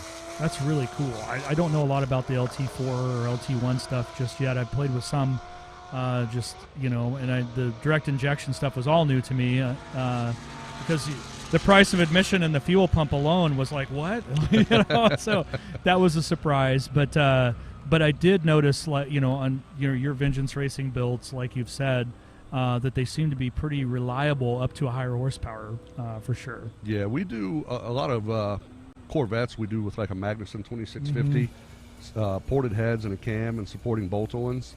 We can make 1,050, 1,100 on a stock short block pretty reliably. Are you listening to that at home? Anybody that's chiming in, I mean, that's a pretty relatively simple combination of parts to make over 1,000 horsepower. I mean, that's pretty crazy to me that's where technology and parts and, it's kind of gotten us, right? Because that's what a 2.6 liter, basically, that blower is what, a 2.6 essentially, right? Correct, yeah.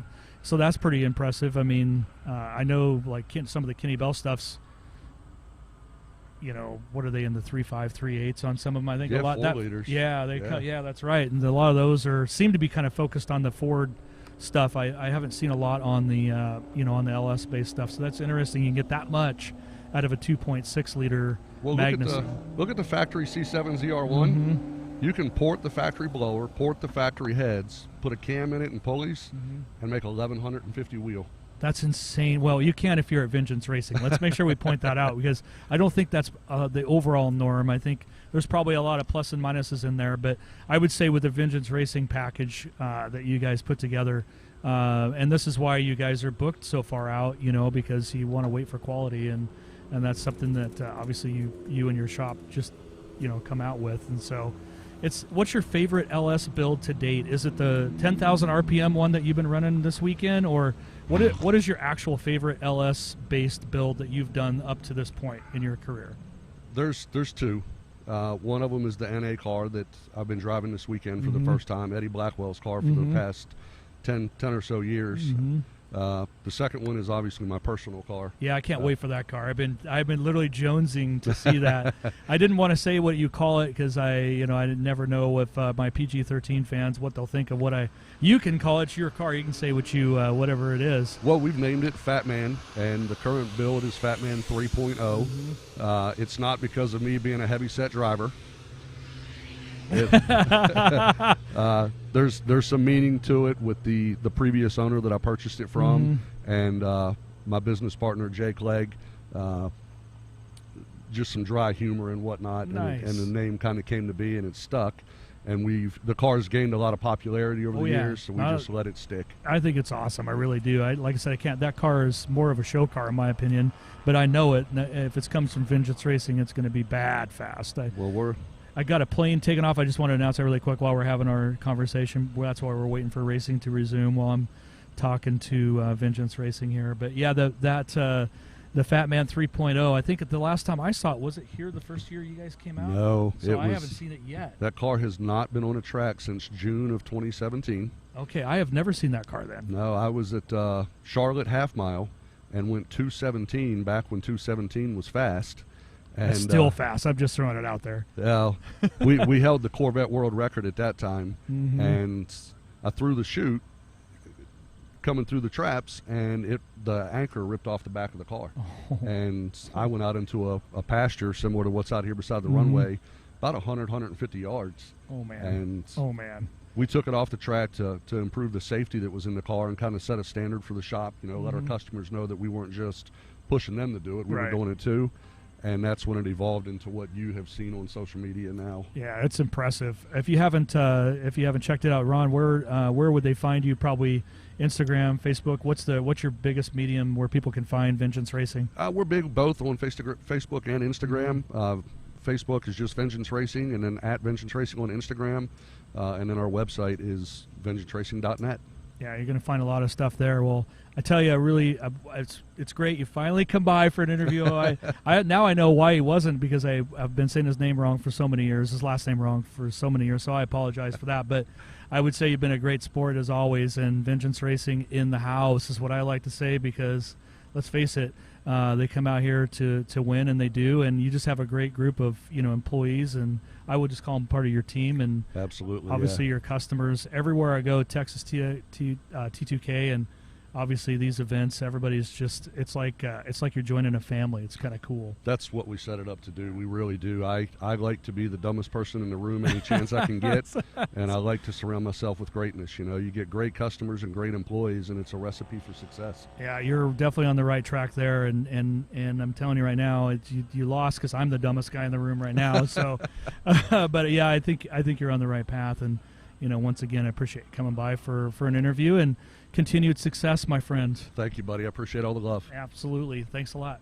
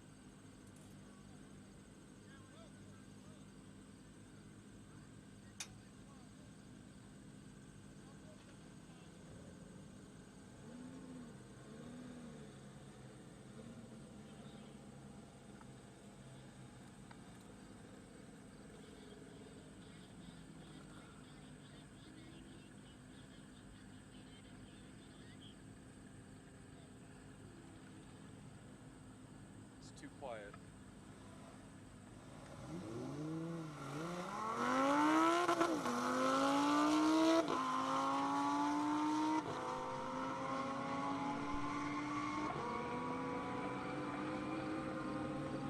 All right, we are back to racing. Once again, appreciate Vengeance Racing coming over for a chat. Hopefully you guys learned some stuff that maybe you didn't know about Vengeance Racing, so can't say enough great things about them. That was Peter going through the traps in that AMG 153.11. Julian with a 146.7. I know Tiffany, she disappeared on me. I'm not sure where she's at now, but she said she had a really good time in one of Julian's Lambos. I got David Perlman, Dallas Performance, coming up here. Been a best of 206.3 in this one. Not the best start for them. I'm not sure if he's nursing doing something different in the tune setup. I'm not sure, but it looks like it's on the boil now for sure.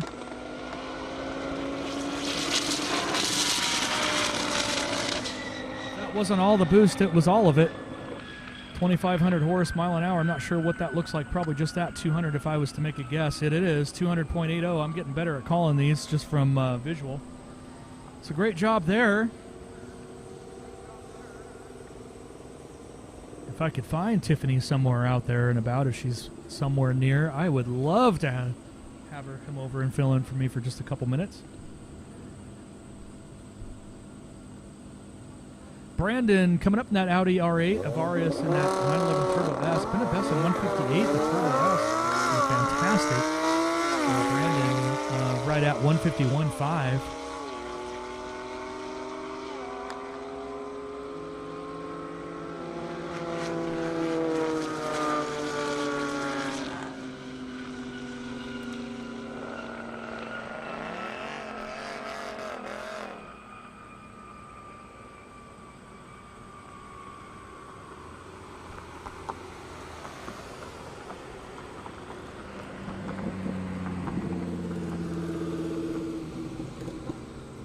Last mile an hour there, Brandon with a 149.7.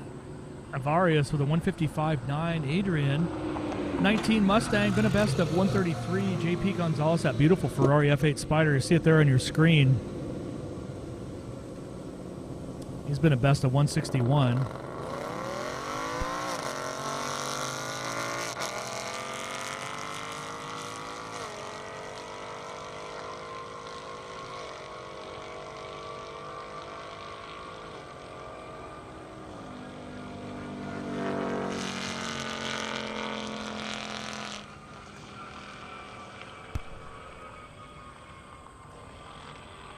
Adrian Rojas at 132.6 and Gonzalez at 120.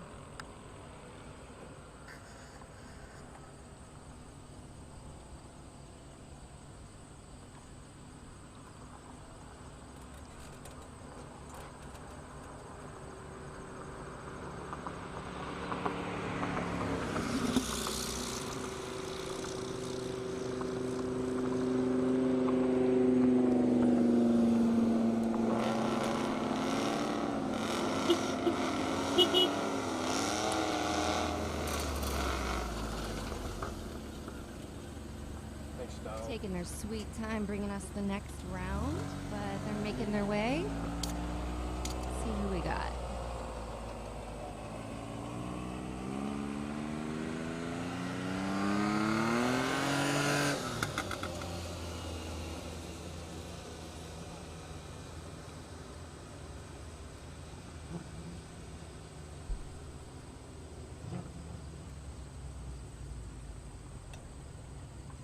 All right, we've got Craig Kaiser in a 2013 Ford Mustang, 700 horsepower, and Mark Bales in a 2021 Dodge Hellcat at 800 horsepower. Let's see how they do.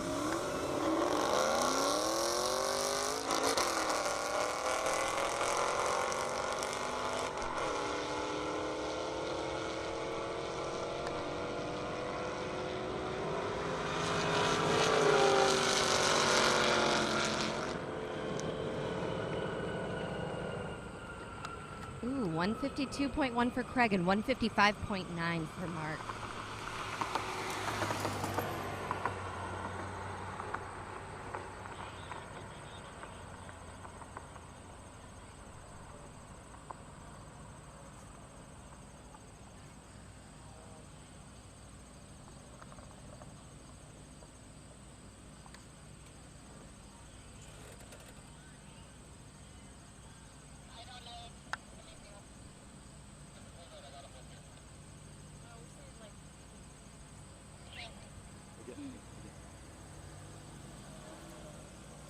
One of our shift girls being adorable and having a great time. All right, we've got Josh Cage at a 2022 Toyota Supra. Going against Devin in a 2020 Toyota Supra.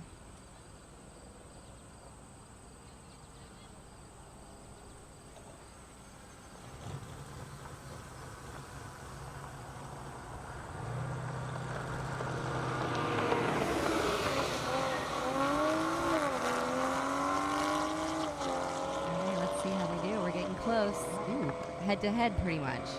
Oh, no, creating some distance now. And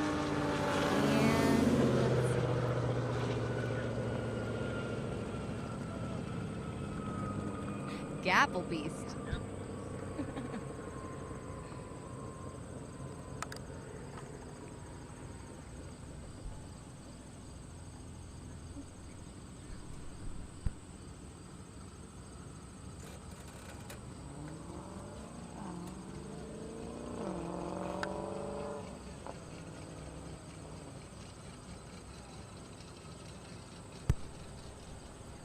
We just want to have a little shout out for our veterans out there. Just want to say how important you guys are and how much we are so grateful for your service. Thank you so much for all that you do for us.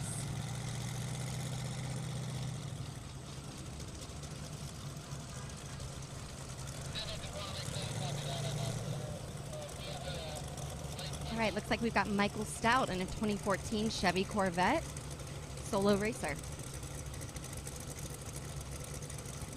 Looks like he's looking to beat 202.4.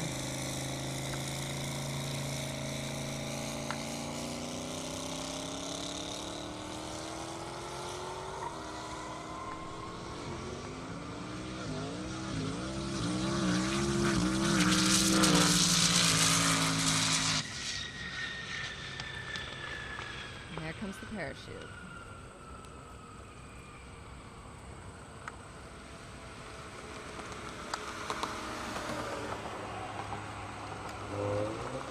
Stout clocking 191.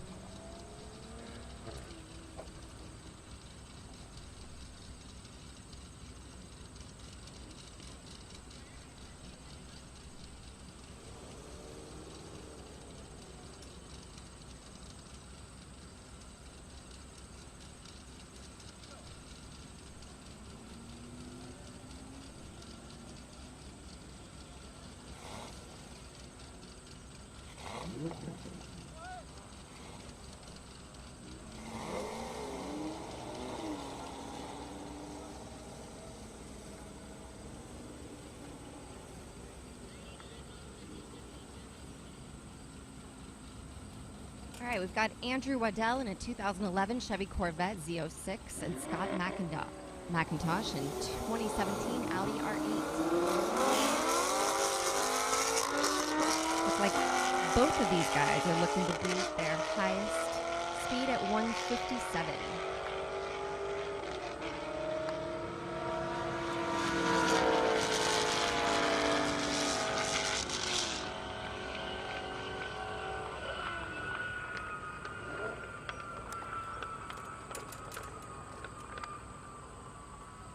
Waddell at 155 and McIntosh at 154.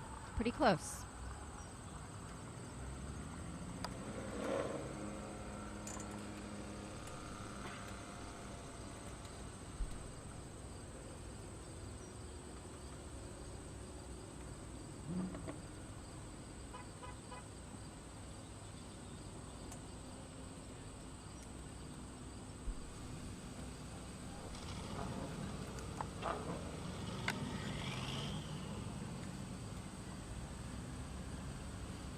All right, now we've got Paul Cunningham in a 2018 Audi RS3 and Caleb Swan in a 2016 Ford Mustang.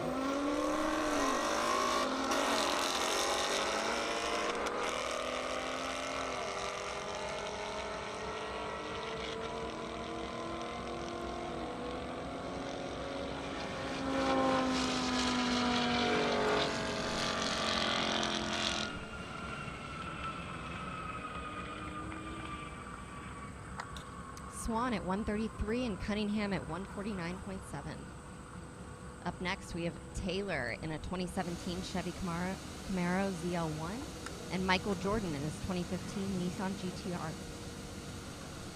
GTR's got 1,200 horsepower.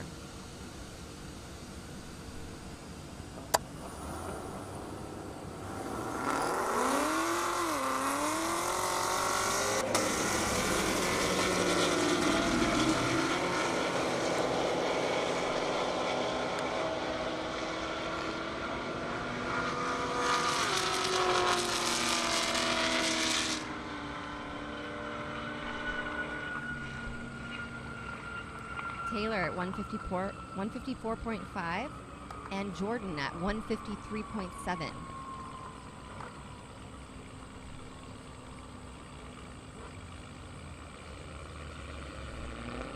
Now we've got Jamie Hopkins in the 2018 Audi R8 and Julian Bassler in 2015 Nissan Nismo. Audi R8 is coming in at 1,500 horsepower.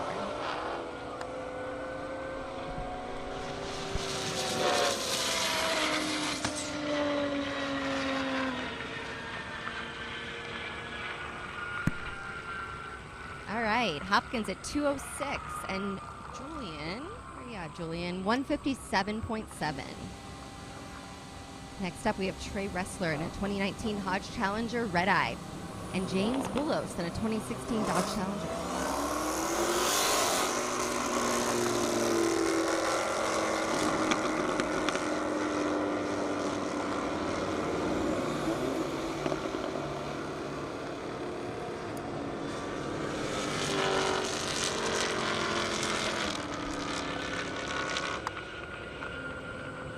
Trey at 150.5 and James at 149.1. Next up, JP Gonzalez in a 2021 Ferrari F8 Spider, and Karolise Zalanskas in a 2021 Audi RS7.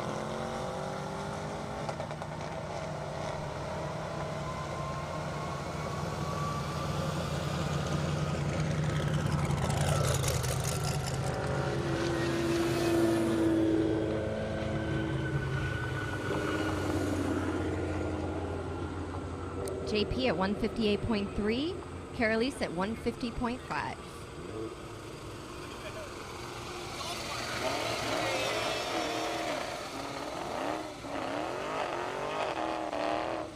On the track, Mark Bayless in a 2021 Dodge Hellcat, and Jason Burrow in a 2016 Dodge Hellcat.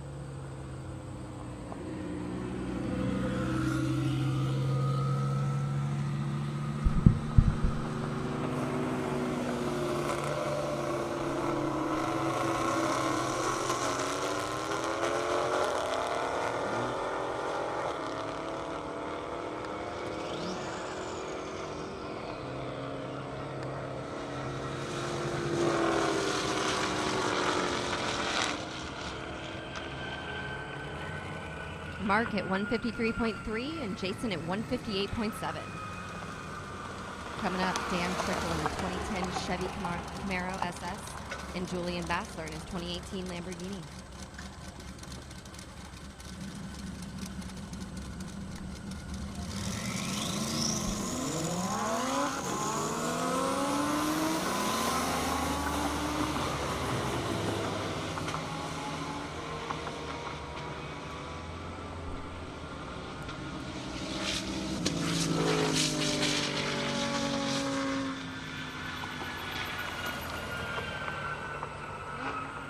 Got the Camaro at 179 and Julian in the Lamborghini at 142.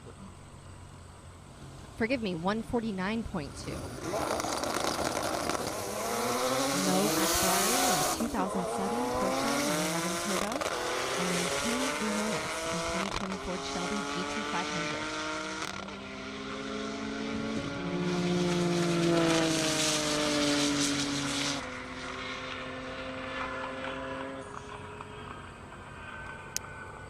Quite a bit of space between those two. Not sure what happened there, but let's see how they are. Mo at 186.7 and King at 101.4. Up next, Aviaris Norcas at a 2015 Porsche 911 Turbo S, and Josh Cage in a 2022 Toyota Supra.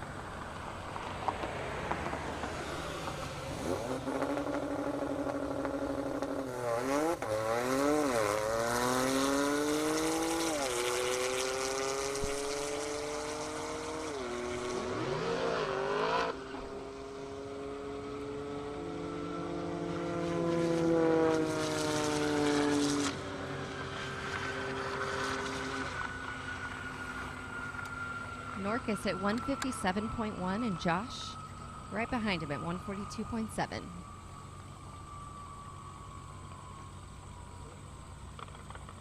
Devin McHorter in a 2022 Toyota Supra, and Caden Mallon in a 2019 Chevy Camaro.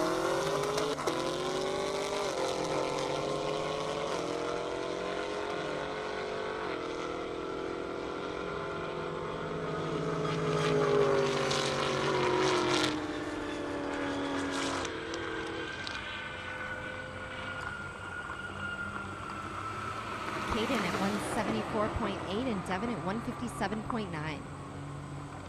Peter in a 2021 Mercedes-Benz E63 and Lucas coming up in a 2022 BMW M5 CS.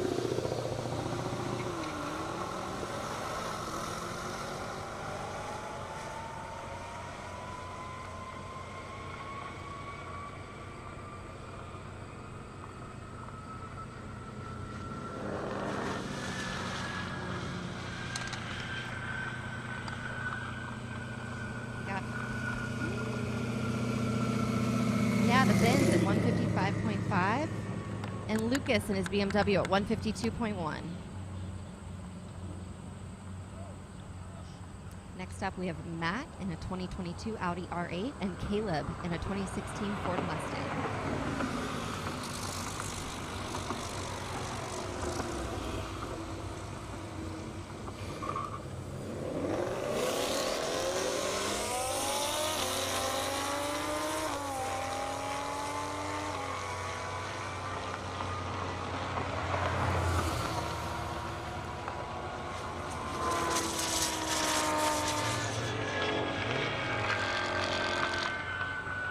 Matt in the Audi at 169, and Caleb, where are you at, Caleb? 133.6. Michael Jordan up next with 2015 Nissan GTR, and Karolis Zalanskas in a 2021 Audi RS7.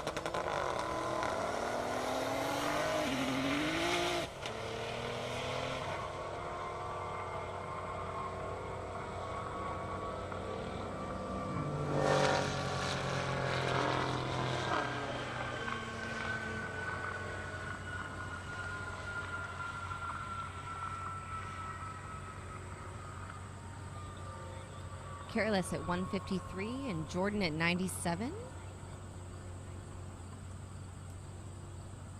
Next up, we have Brennan Doolittle, 2017 Dodge Challenger, and Mark Bales in a 2021 Dodge Hellcat.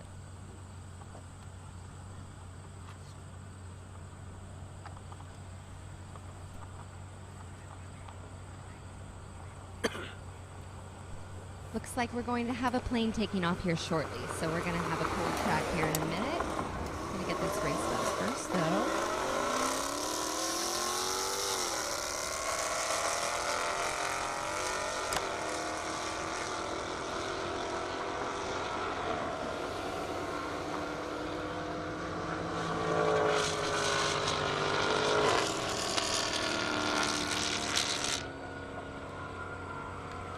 Brennan in the Challenger at 132 and Mark in the Hellcat at 154.7. Next up, the one and only Jay Legend in a 2012 Audi R8 and Trey Ressler in a 2019 Dodge Challenger Red Eye.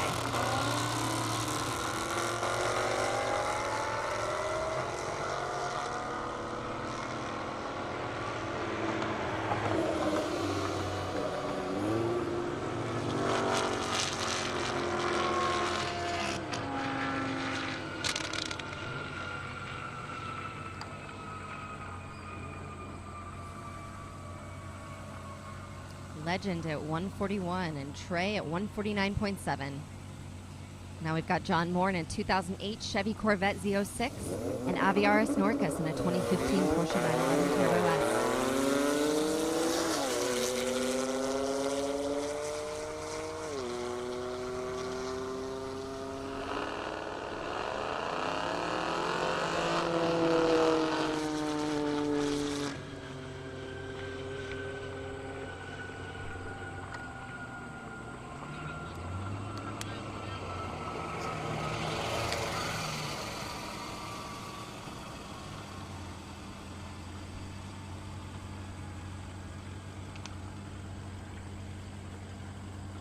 Like Aviaris hit 157.7. John Moore, it's telling me 84, but I'm thinking that can't be.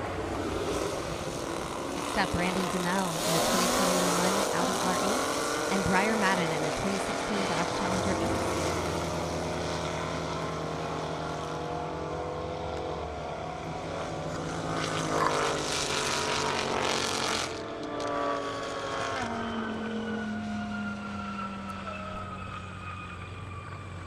DeMel at 140.2 and Breyer at 172.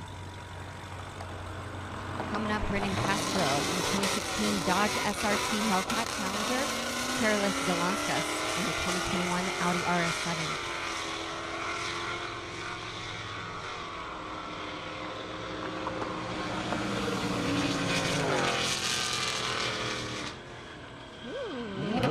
Caught up with him there.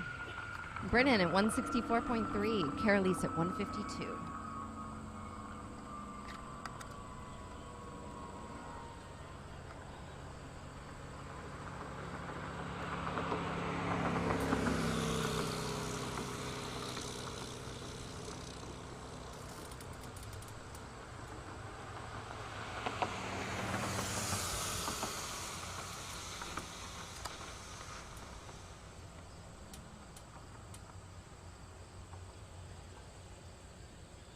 Looks like it's time for the plane to take off, so we're gonna resume shortly.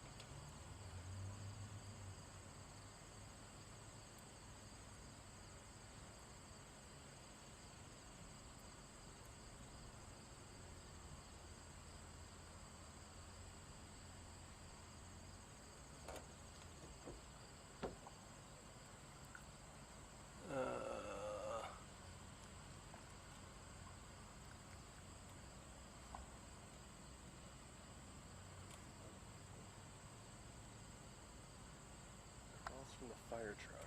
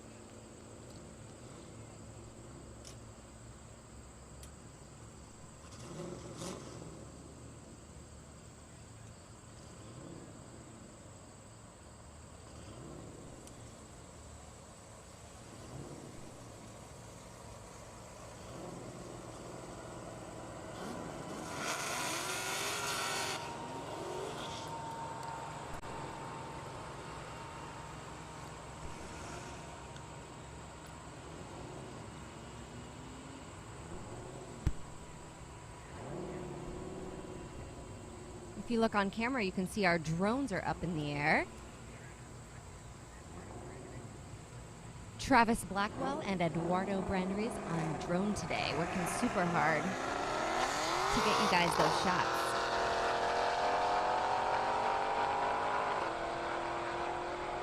Looks like we're almost done with our break. Yeah. Got Derek Downing in a 2009 Cadillac CTS and Garrett Van Winkle in a 2012 Dodge Charger. Let's see how they did.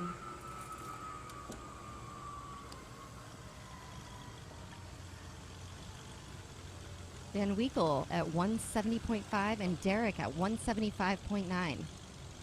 Up next, we have Brendan Brochure in a 2016 Ford Mustang GT and James Boulos in a 2016 Dodge Challenger.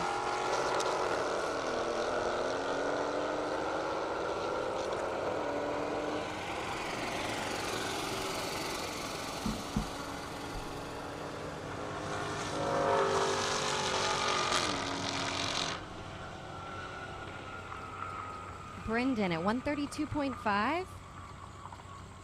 James at 146.1. Christopher Ambrosetti in a 2008 Ford Mustang Shelby GT500 and Quentin Tyser in a 2011 Camaro SS Camaro. Don't know why it says that twice.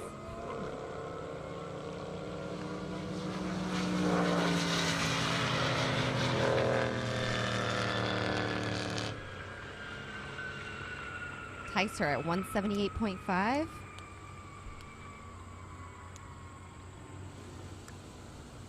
And Ambrosetti at 137.9. Next up, Peter Lomax. Nope, messed up. 2021 Mercedes-Benz E63 AMG and Lucas in a 2022 BMW M5 CS. Lomagistro. I think I got it that time. Peter Lomagistro.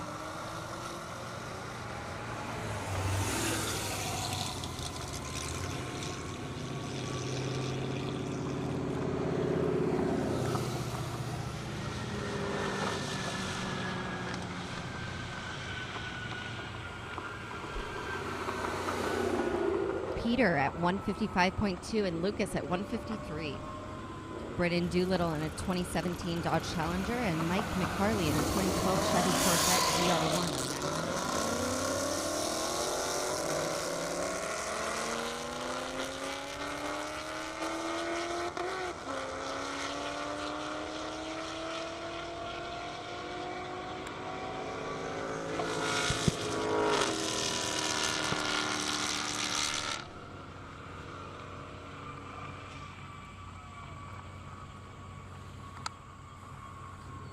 Challenger at 132.2, and the Chevy Corvette at 118.3.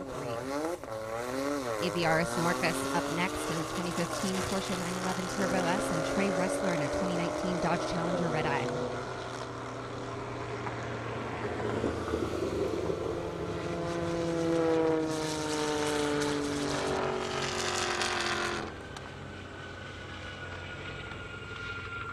Norcus at 159.1, Trey at 149.8.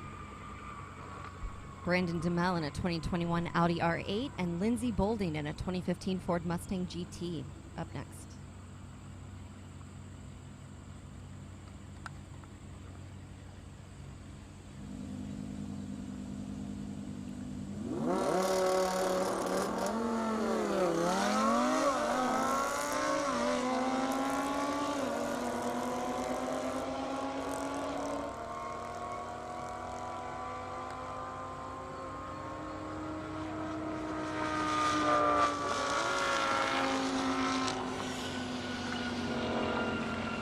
Brandon at 147.1. And Lindsay at 125.7. Next up, we have Jeremy Temple in a 2005 Pontiac GTO, and Patrick Parker in a 2002 Honda S2000.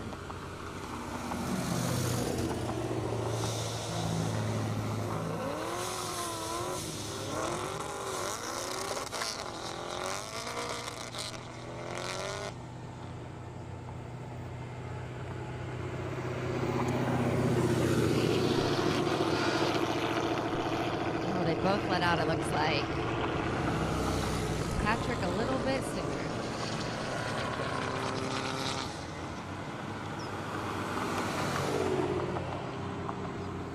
All right, we want to introduce you to Steven. He's our Starline camera. Say hi.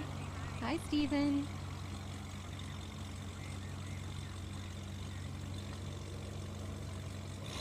Steven's going to grab a shot of David down there at the start line, getting all the action for us. Where you at, David?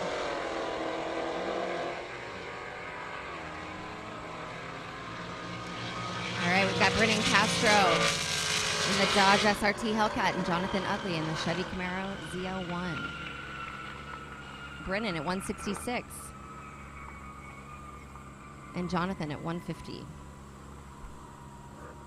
Next up on the track, Todd Nall, 2007 Porsche GT3, and Jay Legend in his 2012 Audi R8.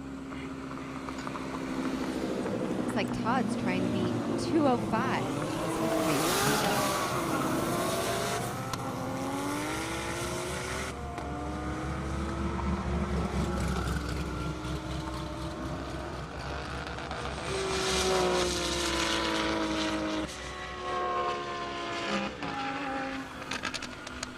At 197.2. And Jay Legend at 140. Next up, our guy Peter Lama. Dang it.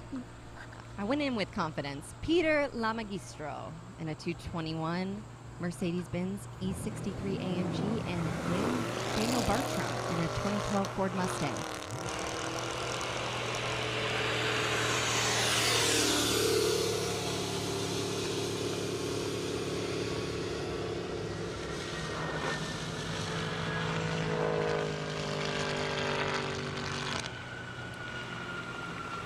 Magistro at 155, and Bartram at 141.2.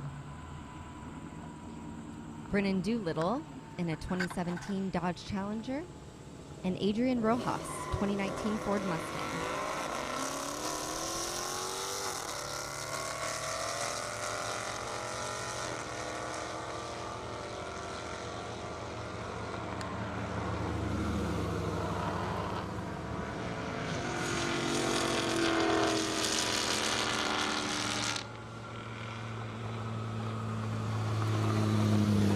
Little at 132.8, and Rojas at 131.6.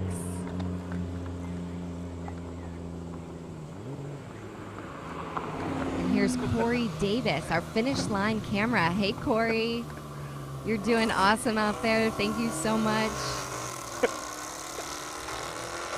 All right, Trey Wrestler in 2019 Dodge Challenger and James Boulos, 2016 Dodge Challenger.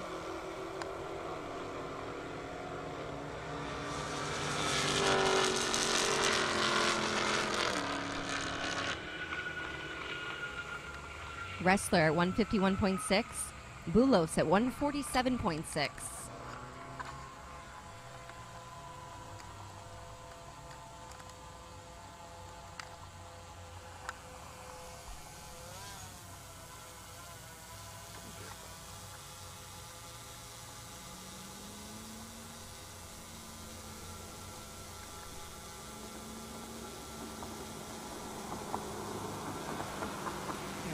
Shot of one of our drones up there. Easy and steady.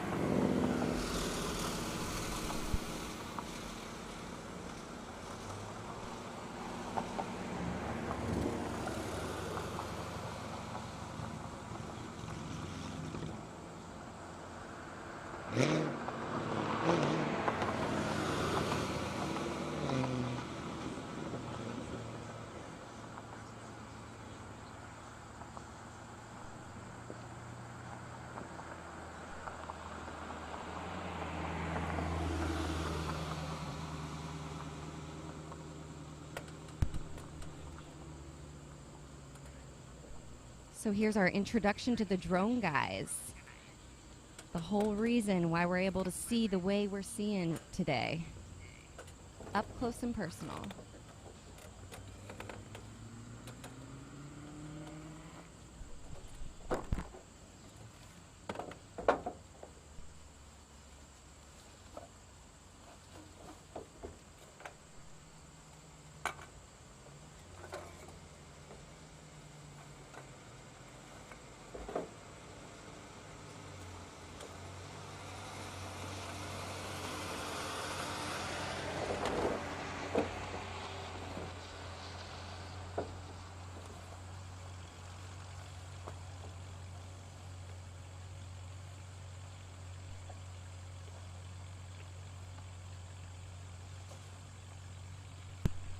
All right, let's try this again. Here are our drone guys. We have Eduardo Brandriz and Travis.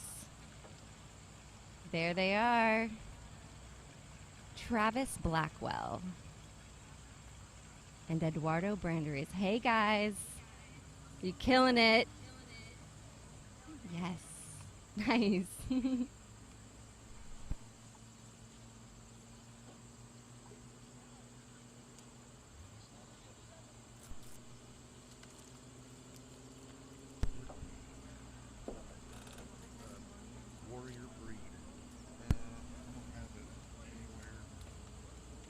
All right, so right now we've got Tyler from Warrior Breed, one of our #1 volunteers here today. So nice to meet you, Tyler. I hear that this would literally not be happening with all of the work that you're doing. Tell me a little bit about your nonprofit. Warrior Breed is a 501c3 nonprofit organization. We are all veteran-based, 100%, and we help veterans in need with anything that they might need: wheelchair ramps, Wow. home repairs, appliances, groceries, car repairs. It doesn't matter what it is. So this is one of our biggest fundraisers for the entire year, Okay. and 100% of all of our proceeds go back out to helping veterans in need. That's amazing. And how long have you guys been an organization? Warrior Breed was founded in 2014, but we're for the state of Indiana. We've been around since 2019. But we've been coming to the Airstrip attack since 2017, I believe it was our first year out here. So I think this is our 6th year out here, providing all the volunteers for Tyler, the if you whole could just event. speak into the microphone a little bit closer. You got to sorry almost about eat that. it in order for them to hear you. Yeah, but yeah, this is our 6th year providing all of the volunteers for the entire event. And how many people? We've had, this year we had, I think 67 volunteers that are, either members of the club or supporters of our mission. Wow, Yep. wow, that's awesome. So, And did you come out here with any goals as far as your fundraising? we have goals that we set. We always want to exceed the previous year of fundraising. Shift Sector and Ignite Racing Fuel have always been big supporters of Warrior Breed, and we've received donations from many of the sponsors. Vengeance Racing and English Racing was out here a couple times, and they've made donations to the club as well. So our goal is always to exceed our previous year's donations, because then we're able to help more veterans in need. And so we don't have a specific number goal in mind, but as long as we exceed our previous year, and we have done that consistently for 6 years. So amazing. Well, please tell us, how do we donate? Where do they go? What website? So you can actually, we do have a vendor tent here at the event. It's next to Forge Line Wheels over near the registration tent for Shift Sector for the event. So we do accept cash donations. We have a Venmo and a Cash App that you can make donations to as well. And if you have checks that you would like to write, just make them out to Warrior Breed MC, Indiana. And if you need that information, feel free to stop by the event or our event tent, and we can provide that for you. And we can also provide anyone that makes a large donation as well, if they choose to, with a federal tax ID for tax purposes, so they could use it as a write-off. Awesome. Well, we appreciate your sponsorship above and beyond. More than we can really say. Thank you so much for joining us, Tyler, and for all of the hard work you're doing. No problem. Appreciate you guys letting us come out year after year, and look forward to, dominating again next year. So thank you. Yes, sir. Absolutely. Good. Thank you very much. Thank you. So nice to meet you. It was nice meeting you too.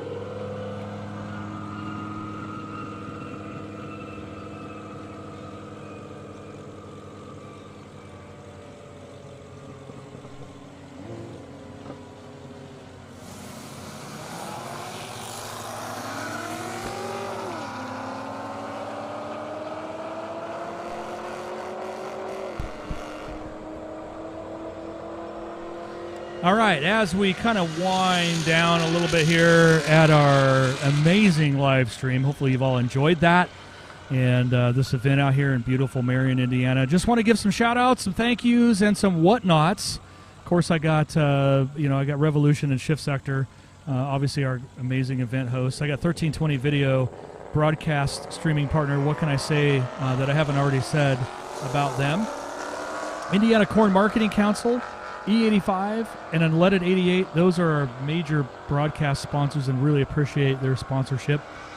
Revolution.com, all those amazing drone cameras and whatnot, everything that the whole team does and puts together, can't thank them enough. JeffreyJHart.com, once again, my director in my ear, a fantastic job. Always enjoy working with JeffreyJHart.com. Streaming live on YouTube, Facebook, and Twitch.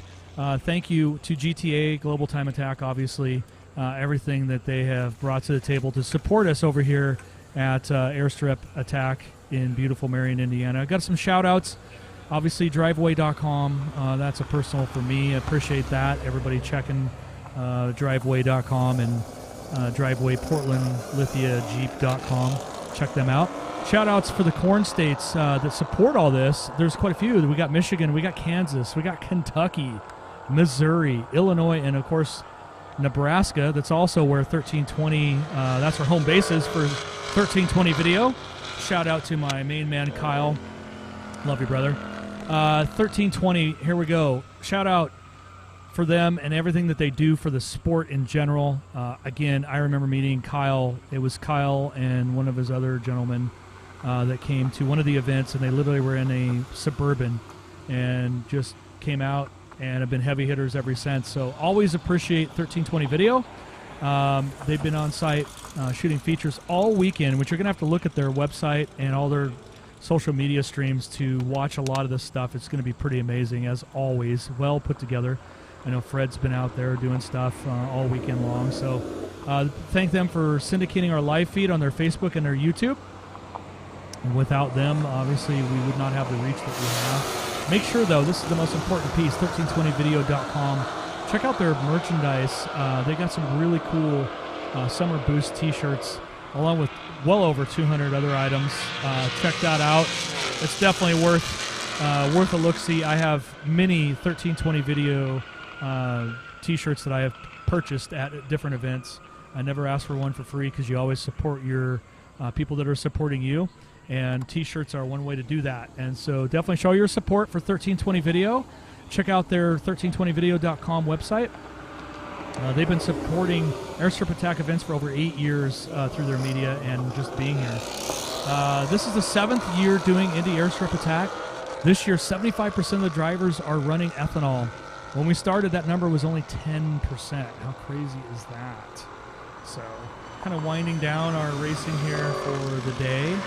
As it's coming up towards the end, waiting to see if I have some more things to say. But for me personally, I just want to say thank you to everyone who's watched. Everyone's here this weekend, including the amazing Shift Sector team for doing everything that they do.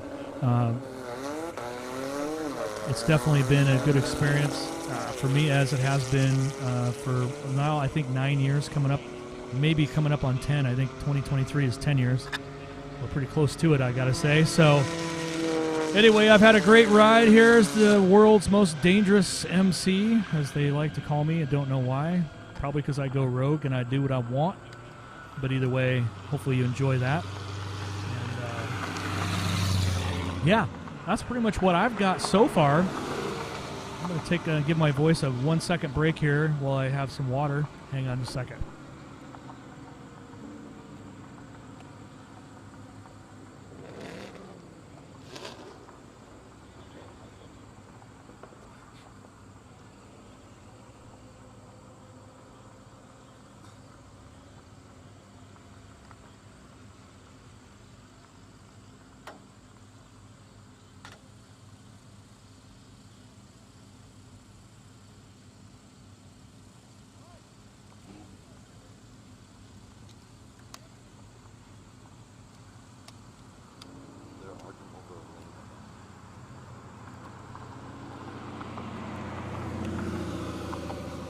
So what you see on your camera there at home, or if you're here live, they're negotiating on who gets what lane, and it sounds like they're being a little picky on which lane each of them want. And so I guess we're going to run them. This is the finals, by the way, and I think they're going to run them basically one at a time because they can't agree on that. So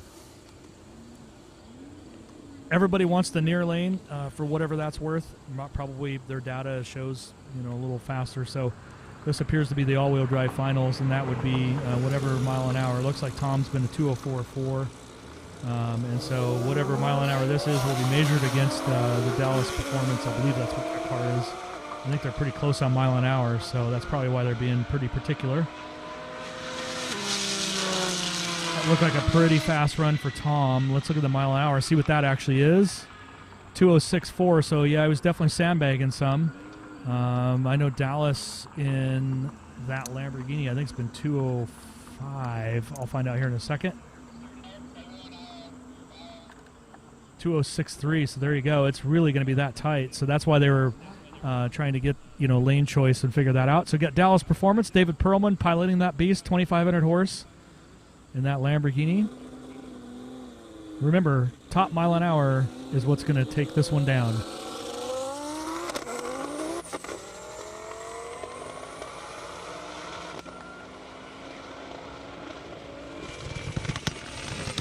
shooting flames. I'm sure you can see that on.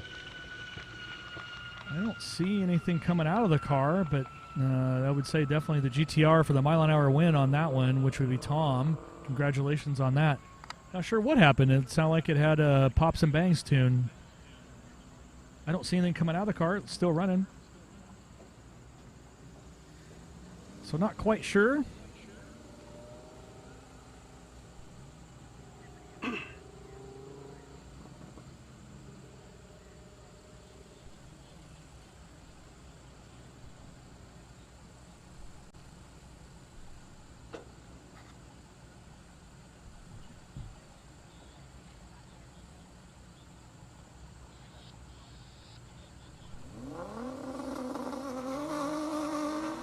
Little arm drop action, Lamborghini, and of course GTR. Really ambassadors, of course.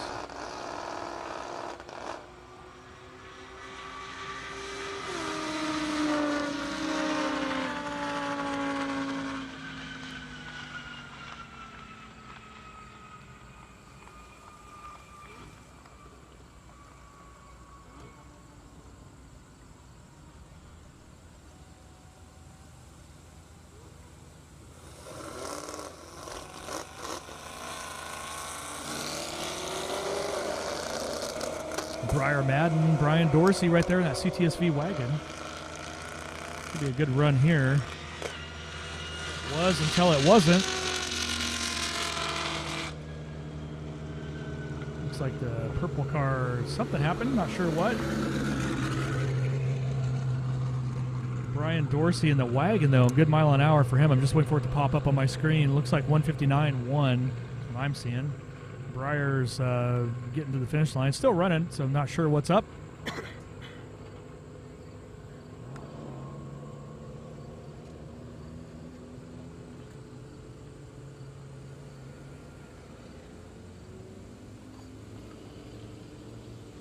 It's Lakeland, one of our grid girls out there.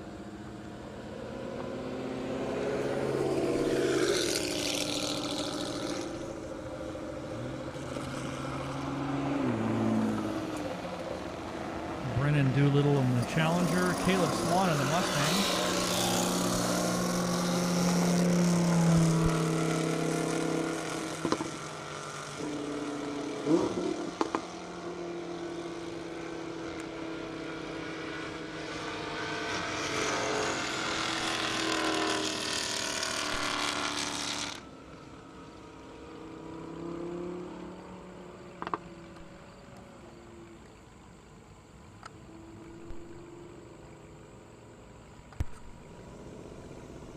Definitely smell that E85 ethanol as it went by. Love that smell.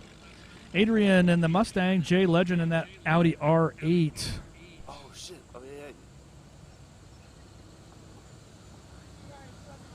Oh, Tiffany's driving the car. Oh, that's where she went. I get it. And JB, look at that. Both of my interviewers are driving. How did they get that lucky? I'm over here doing work. They're out there having a good time. Well, more power to them. Let's see what Tiffany can do. It's been a best of 141. Something tells me she'll go 140 even.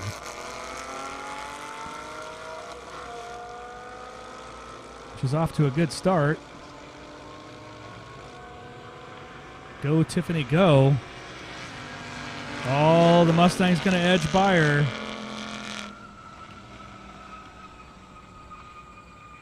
A 127.6 to a 132.5. Missed it by that much, but hey, pretty good for a first try.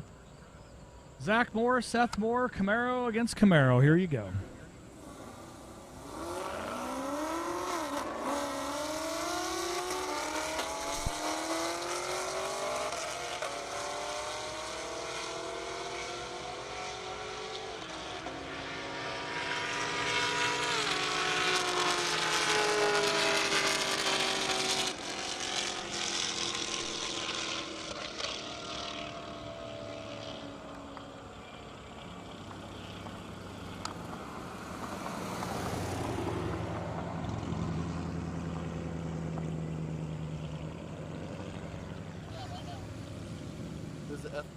Who's the ethanol finals? Ethanol finals.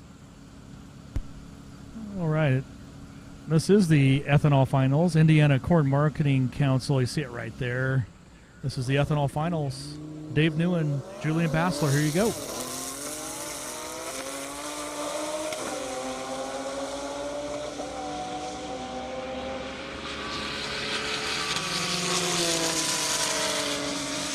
Mile an hour is what's going to win, not who got there first. Coming up, 201 for Julian, 194 for Dave. Lamborghini advantage and the win for the ethanol finals. Great job. Sounds like I might have a behind-the-scenes camera in the control room.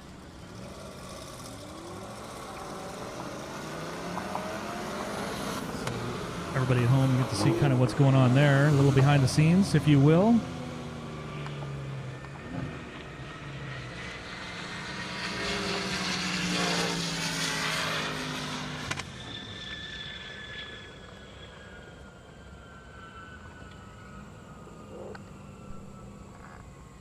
Let's take a look inside the control room. Let's see what we got here. Should be showing up in your video. There we go. There's Jeffrey J. Hart. Wave, Jeffrey. Say hello. There he is. That's Ryan Randall's right there. Hello, Ryan. That's revolution.com. So jeffreyjhart.com right there on one side and revolution.com on the other. Appreciate everything that they have done all weekend long, guiding, directing, and putting on an amazing show. So thank you guys so much.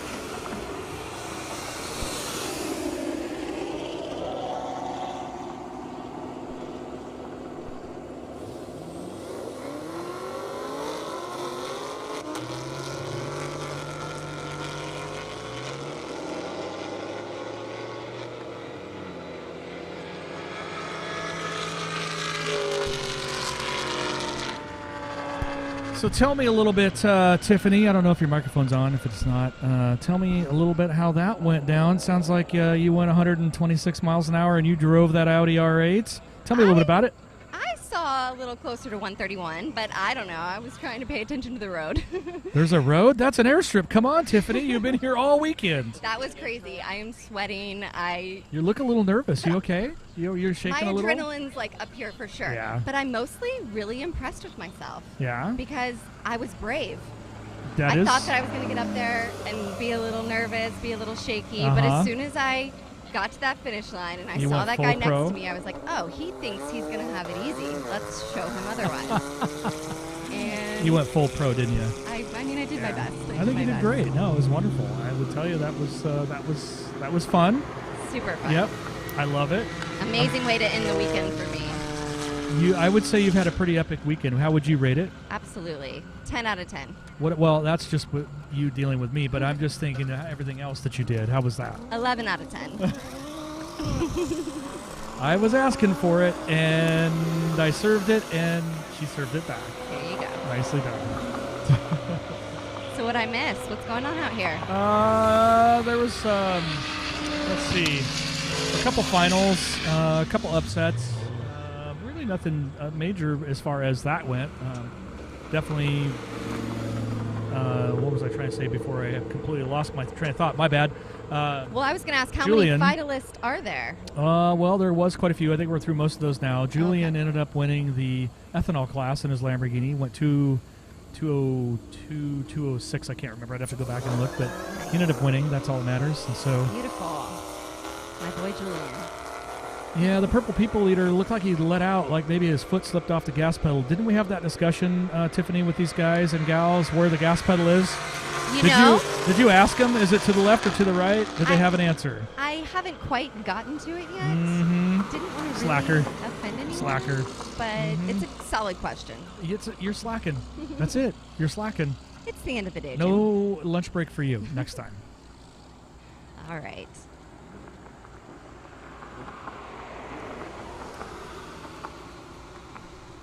All right, so, end of the day, obviously it's been a pretty amazing event, and obviously we've had a lot of help with, with our sponsors. Casey's, which is local, and they have, to be fair, they have convenience stores all over the place. So I want to give a big shout out to Casey's, Dover Fueling Solution, American Lung Association, great supporters for some time.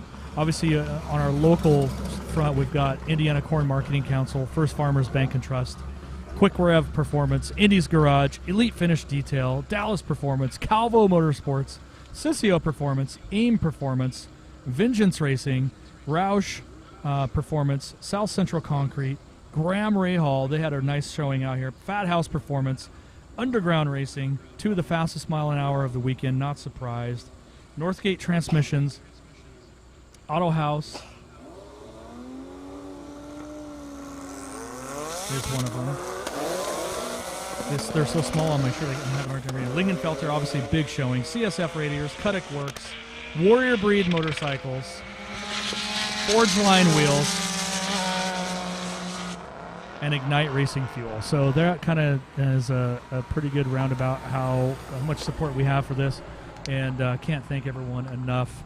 The crazy thing is it's starting to get a little dark here, and it's a little early for it to get dark, so I don't know. You were out there actually racing. Did it feel like maybe there was some rain coming, or is there something going on I should be aware about? You know, I can't say that I felt it, but I did look at the forecast earlier, and I think closer to 5 p.m. we get, the more likely we're going to see some rain. So hopefully it doesn't come until we're done with our finalists. That's true. That's true. I got Jeffrey J. Hart in my ear. What do you got, Jeff?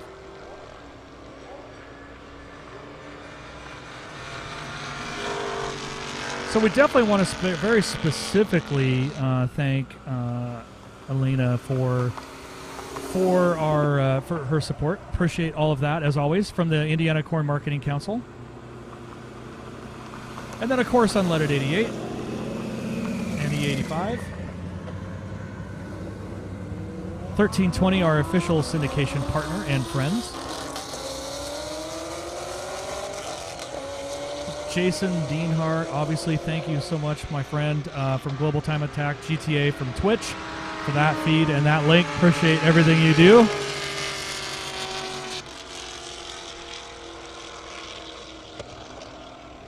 We got all the other, I want to give a shout out for all the other states that support E85 and all the Indiana Corn Marketing Council that is not just in Indiana, Michigan, Kansas, Kentucky, Missouri, Illinois, and Nebraska, the home of 1320 Video.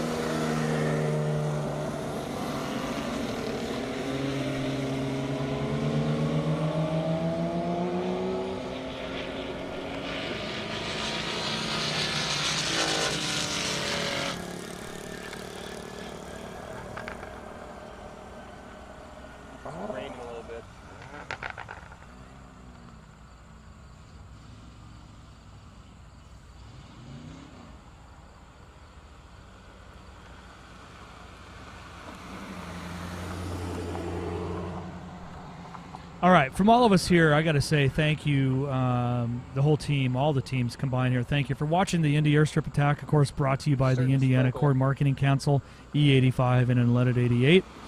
Today's broadcast was produced by Revolution and directed by none other than JeffreyJHart.com.